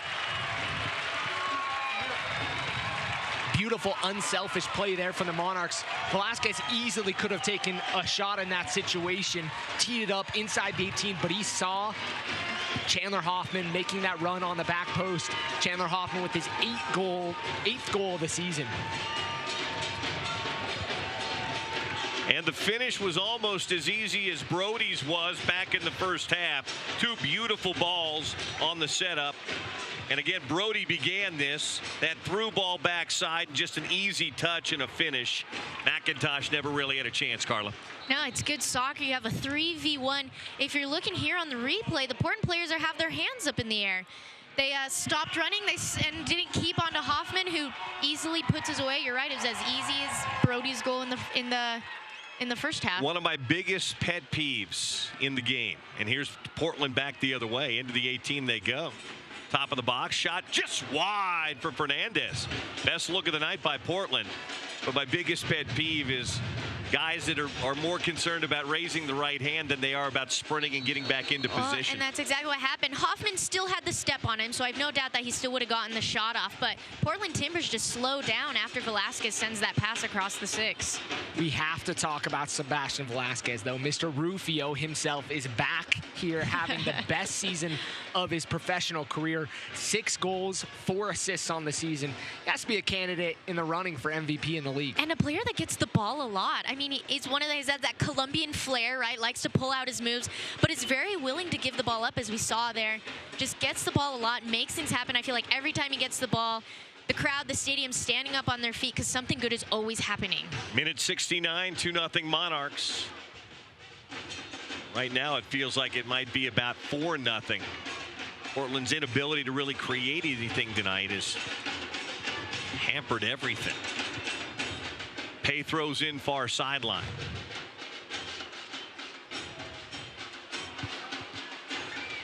Top of the box. Haber, dummy ball through. Velasquez took a deflection. It's fun soccer there for the fans that are watching. Well, things are beginning to open up now in the final third. And the altitude and fatigue may be getting to Timbers too. Here's Lakawecki. Lakawecki across in front. Staying with it, takes a deflection. Here's Brody, can't get on it, plays it back again. And Timbers 2 defended well. Beasler holds in. Nick, wide for Brody. Cuts it back to his left. Brody with a go, punched over and out by McIntosh. And out for a corner kick. You gotta love it. The guys on Real Monarchs guys all smiling. Everybody's kind of getting in on the fun. We're smiling here in the booth. It's just fun soccer to watch. There's just a lot of fun things going on out there, a lot of creativity, and players willing to take risks. Well, when you've won 7 straight and you're up on your way to your 8th, it's fun. Winning is fun. We all know that. And they're making it look easy right now. Adams to play it in on the corner. Header by Pay. Oh, he went up high but couldn't get it knotted down. And out for a goal kick.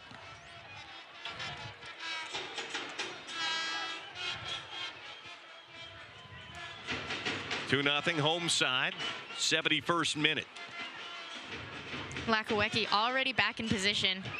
Not afraid to come up, but also has the gas to be able to make a 60-yard run back to his defensive line. Well, and I think some of the fun of this team is that every guy on this field is capable of scoring. I know I've mentioned that a few times. 13 players in this organization for the Monarchs have scored this season. 30 goals, 13 different players. So everybody's getting in on the action in some form. Lowe plays it out wide.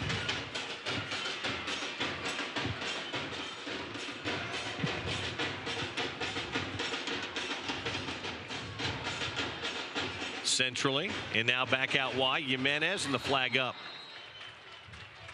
Second time tonight, Jimenez offsides. Free kick for the Monarchs. Soccer fans, just a heads up, Nike's the official sponsor of the USL. For more information on Nike Soccer, visit them online at nikesoccer.com. That's nikesoccer.com. Bill Riley, Carla Haslam, landed Southwick at Rio Tinto Stadium. Home of Real Salt Lake and home of the Real Monarchs. And the Monarchs tonight lead 2-0 here in the 72nd minute. Monarchs player down behind the play. That's Gallagher, and he looks like he's holding his nose. I believe it's Haber. Is it Haber?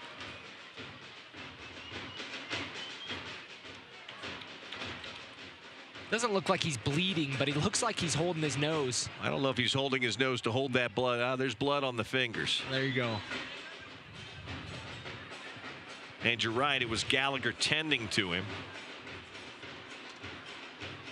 Training staff will come out and have a look. Everybody will get a drink of water as we play on here in the 73rd minute. Parent club Real Salt Lake has a midweek match in Sacramento as they open up Lamar Hunt U.S. Open Cup play Wednesday night, and then they'll be back here at this stadium next Saturday night. Take on Minnesota United FC. Substitute coming on here momentarily. Nico Brett will check on, a forward for the Portland Timbers. So they try to jumpstart their attack just a little bit. Brett will check in. And perfect opportunity for Brett. If you want to show that you belong out there, the first thing you do is you get out there and you score a goal. Mohammed will check out here in the 74th minute. And Daniel Haber looks like he's okay. Couple of drinks of water, clears out the nasal passages. He'll get waved back on here momentarily. I think you're going to see Nico Brett sit on this right side, on this right wing, kind of in that midfield role up on the wing.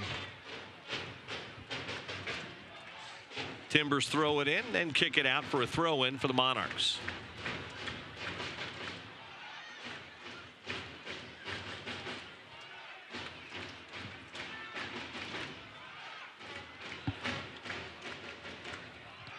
Lakawecki. And Timbers 2 take it back again. Here's Amick.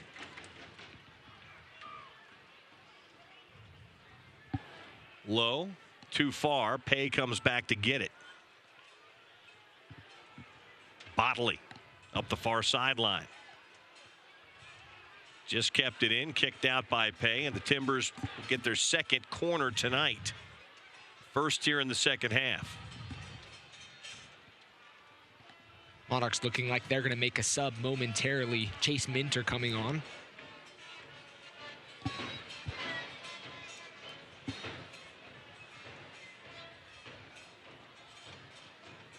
Nico Brett plays it in, doesn't even beat the first man. Cleared out. Held in by Timbers 2, sent back out again by Beasler.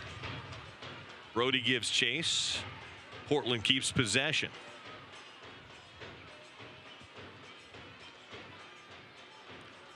Nico Brett just onto the pitch. Good slide tackle away. And a foul whistled against the Timbers.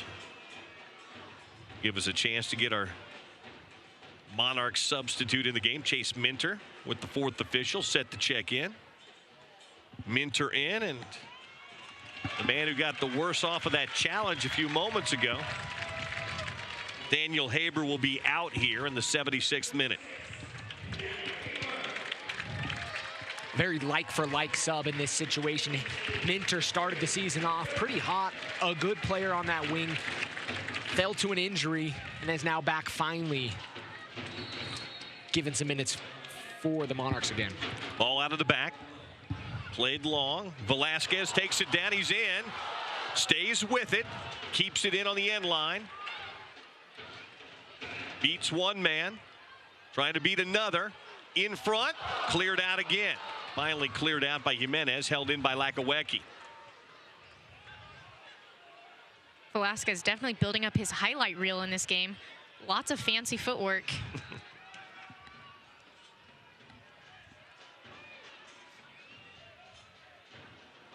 Adams near sideline. Minter with his first touch. Back to Adams. Good settle.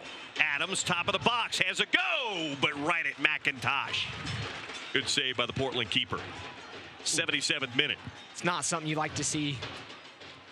Monarchs player down behind the play. That's Adams. Just took that shot. He went right down after he took the shot. Charlie's going to have to get himself up, or he's going to be in an offside position. They're going to have to stop the play here as he's still down. Kicked out by Amick. Monarchs trainer will dash on and check out what's going on with Charlie Adams. 77th minute here at Rio Tinto Stadium. We'll have another substitute coming here momentarily. Mark Briggs and the Monarchs. You have to wonder if he pulled something on his right leg when he took that shot. He took the shot. Yeah, it looked maybe a little awkward. He's up and walking, but holding the back of his leg. Yeah. Hamstring might have popped out on him there as he took that shot, as he was running to clear himself to take that shot. Mark Briggs not going to take any chances here with Adams. He's going to get Karsten Hamlin in the game. Be the third and final sub here for the Monarchs. Good night for Adams. Very active. Not happy coming out of the game here. Hope for the best with that hamstring as Hamlin comes on here as the final sub for the Monarchs tonight. There's a look of frustration on his face. You hope that it's not pulled, but in a situation like that, you have to suspect that it's something like that. A player with that much, energy and strength in the game to go down like that and know he has to come off right off. Good interplay there with Jimenez and Brett. Better play coming back by Gallagher. He'll knock it out for a corner kick. Gallagher's so steady on those in those slides. It's the third one that I've already seen in this half, and he's just really good at being able to time it. Comes in slow enough that it's not going to be considered a foul, but at the speed necessary to get the ball and kick it out of bounds. Near side corner kick for Timbers 2. Down 2-0 here in the 79th. Bodley will take it. Hits it backside, headed on, but not on frame, and out for a goal kick. And now another Monarchs player down behind. That's Hoffman, who got the last goal for Salt Lake.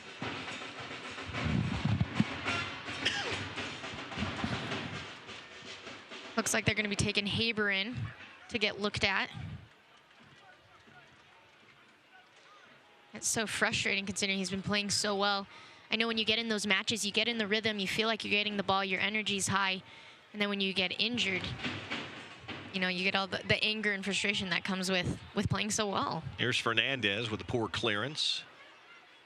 To his credit, not a great ball back from Moberg. Bouncing ball and a little bit of pressure applied. He had to quickly get rid of it. Ooh, ouch. And there's Minter going head over heels and landing awkwardly on his neck. You got to wonder why play wasn't stopped instantly immediately in that situation. And that's why Mark Briggs is yelling, upset at Portland, the Portland players who didn't stop. Awkward landing there for Chase Minter, who just checked into the game moments ago. Becomes a difficult situation. You've already used all three subs. In a situation like this, if he was forced to come off, you might be playing a man down. Minter went in on this ball as you take a look at it, tried to win it in the air, and then Jimenez just kind of stopped short on him, and then the awkward landing. He'll have a sore neck in the morning, but he's up and walking it off right now. Can only watch that replay so many times. Oh, it gives me chills watching it. Chase is up. He's okay. They'll resume play here in the 81st minute.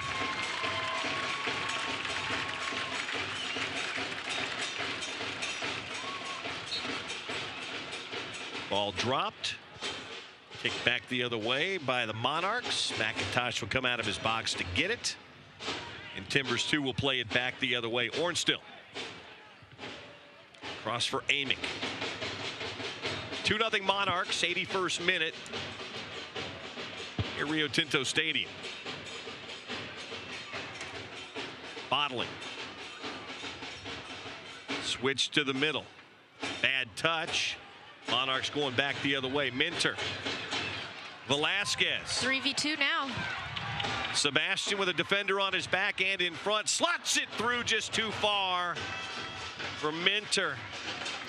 Both Brody and Hoffman were sitting at the back post just waiting and waiting for a ball that never came. Lowell.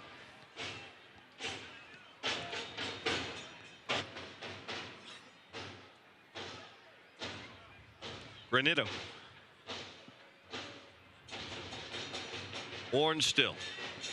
Punches it ahead. Brett trying to get on the end of it. He's speedy, but not fast enough to catch up with that ball. Out for a goal kick.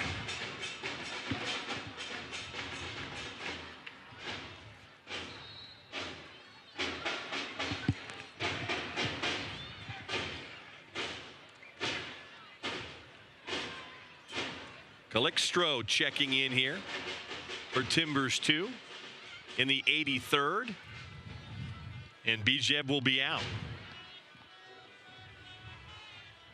Forward for a midfielder here with Timbers 2 down. 2 goals.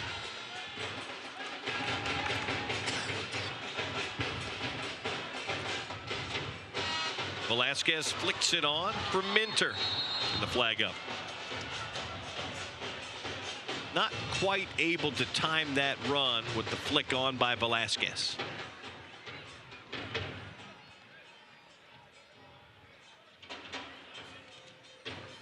At this point, you're reaching the last 8 minutes of the match, excluding what will be a few minutes of stoppage time. And the key really right now, besides keeping Portland from scoring, is just to stay healthy. There's still a lot of season ahead. The season's going to go all the way till October. And so at this point, you want to play a style of soccer that's conservative, that uses time management, and that's going to keep your players from getting hurt.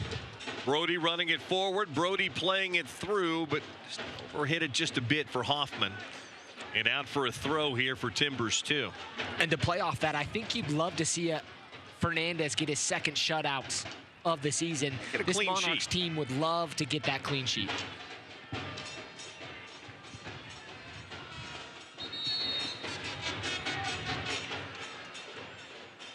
Ref telling him to move back a few steps. See Not that forward. commonly. Not forward. Yeah, I was going to say that's probably the first time I've seen that in what would be years.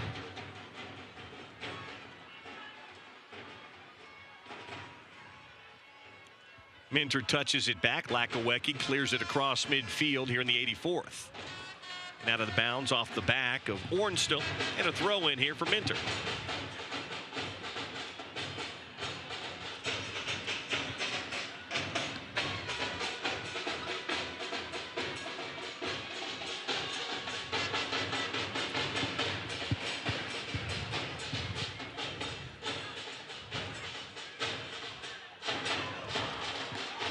Here's Velasquez turning on the Jets and now backing it back out again.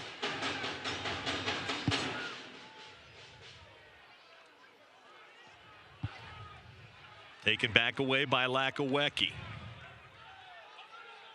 Gallagher all the way back. Uh-oh, that's a short ball. Look out. Nico Brett doesn't get there before Lalo Fernandez does. Now Lalo sprints back to goal. He doesn't want to have a Sweden-France situation pop up.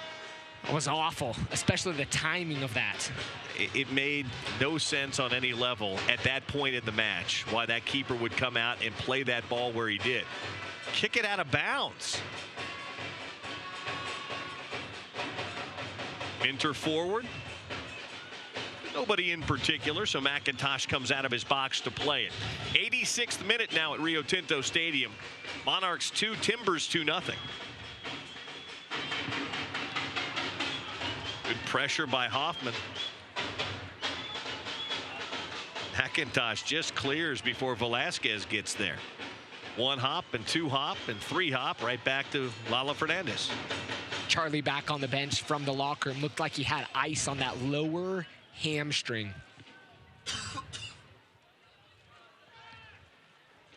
Last few minutes of the game, you see Lalo Fernandez trying to waste some time, holds on to it until a Timbers forward presses, gives him pressure.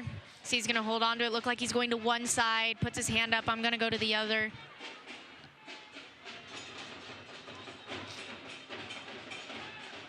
Here's Lakawecki. Back to Gallagher. Back to Lakawecki. Room up the near sideline.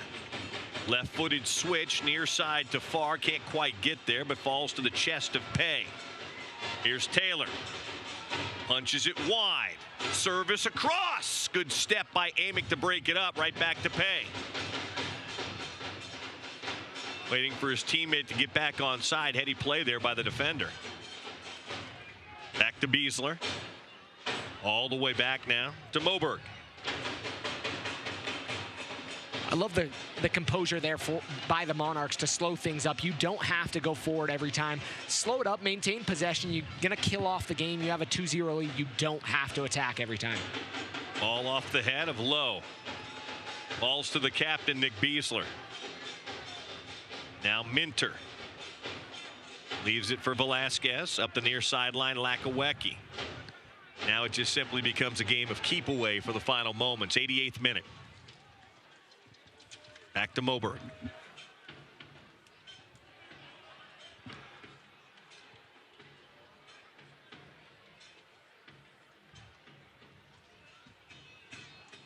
Velasquez, Gallagher. Lowe got the ball. Beasler popped back up and got it from him. Lakawecki running forward. Lakawecki on the dead run. Knocks it out wide to Minter. Steps over toward the end line. Couldn't quite get back to it. Good defending it back that time by Jimenez. Goal kick McIntosh. You know, Bill, if the Monarchs can hold on for another 3-4 minutes here, they will tie the USL record for consecutive wins. Currently, Orlando holds it. In 2014, they had 8 wins. But the Monarchs are on the edge of pushing what would be a new USL record here. 2-0 the lead. Cicerone behind his man. Back to the keeper and cleared by Fernandez. Oh, Lalo got there just before Calixtro. They'll also move to 6-0 here at home. Rio Tinto becoming a little bit of a fortress here for them this season.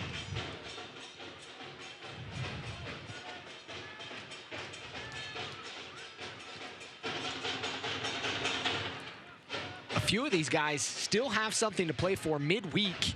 They're going to have an opportunity, maybe a few of them, a possible chance to be playing in the U.S. Open Cup. Against Sacramento Wednesday night. Pay, edge of the 18. Pay, top of the box, Velasquez. Sebastian to his right, takes a deflection off the back of Amick. Cleared out. Not all the way, though. Pay gives chase, far sideline, kicks it into space ahead. Velasquez near the corner flag.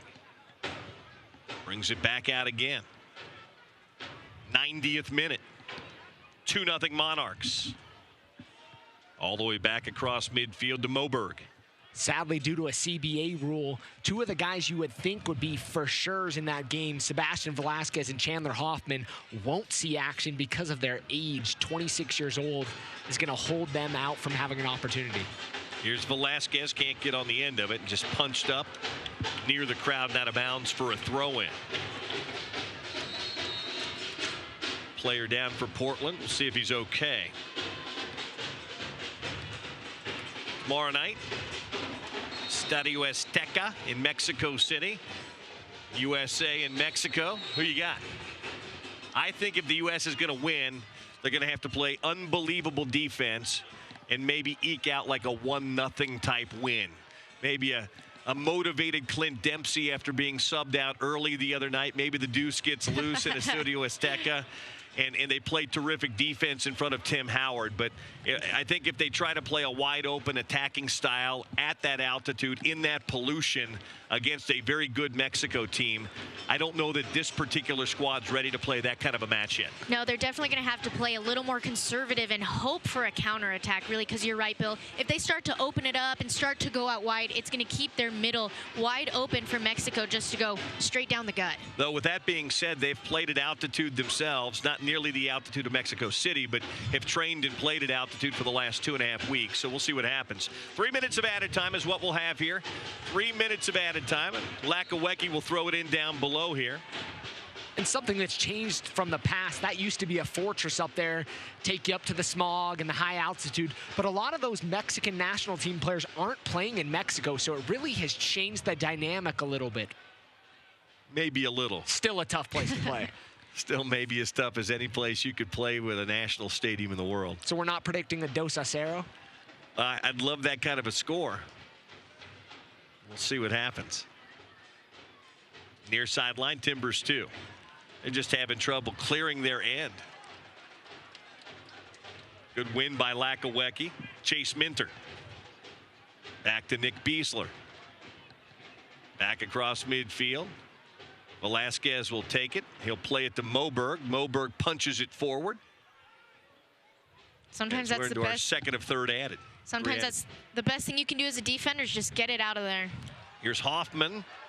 Cuts it back. Minter has a go. Takes a deflection. It's about the fourth ball that's deflected off the backside of Amick tonight. Here's a shot from distance and a big save by McIntosh.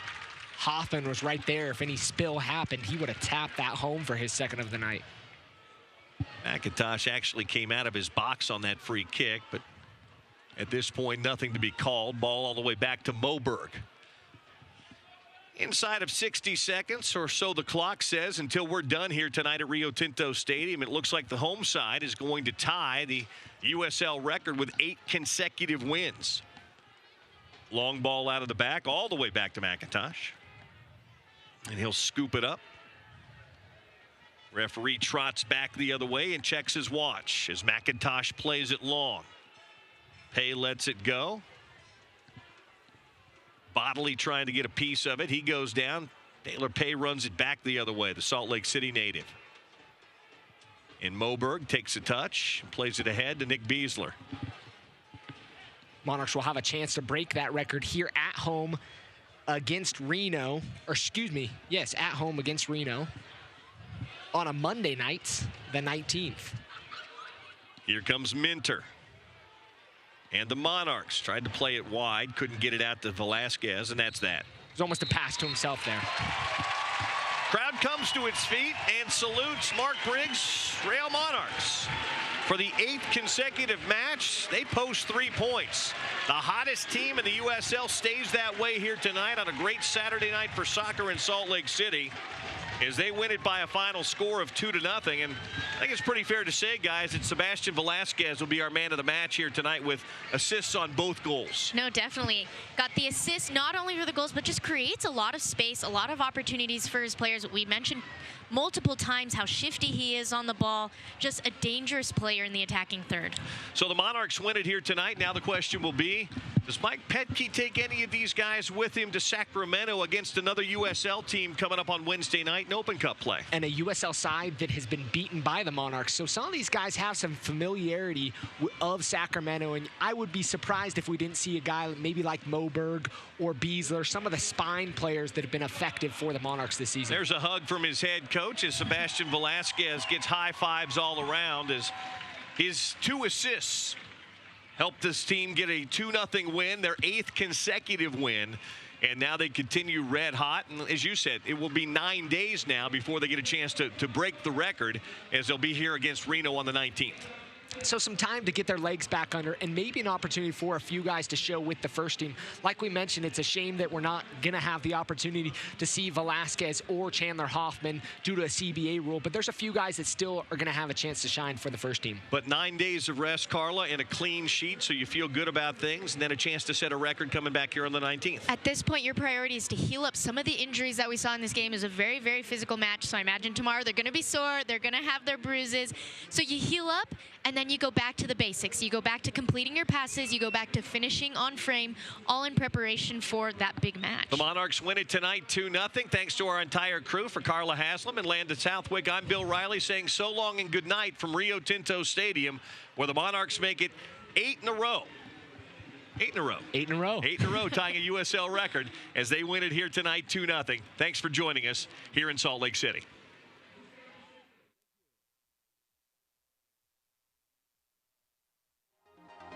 This copyrighted telecast of the United Soccer League may not be retransmitted, rebroadcast, or reproduced without the express written consent from the United Soccer League.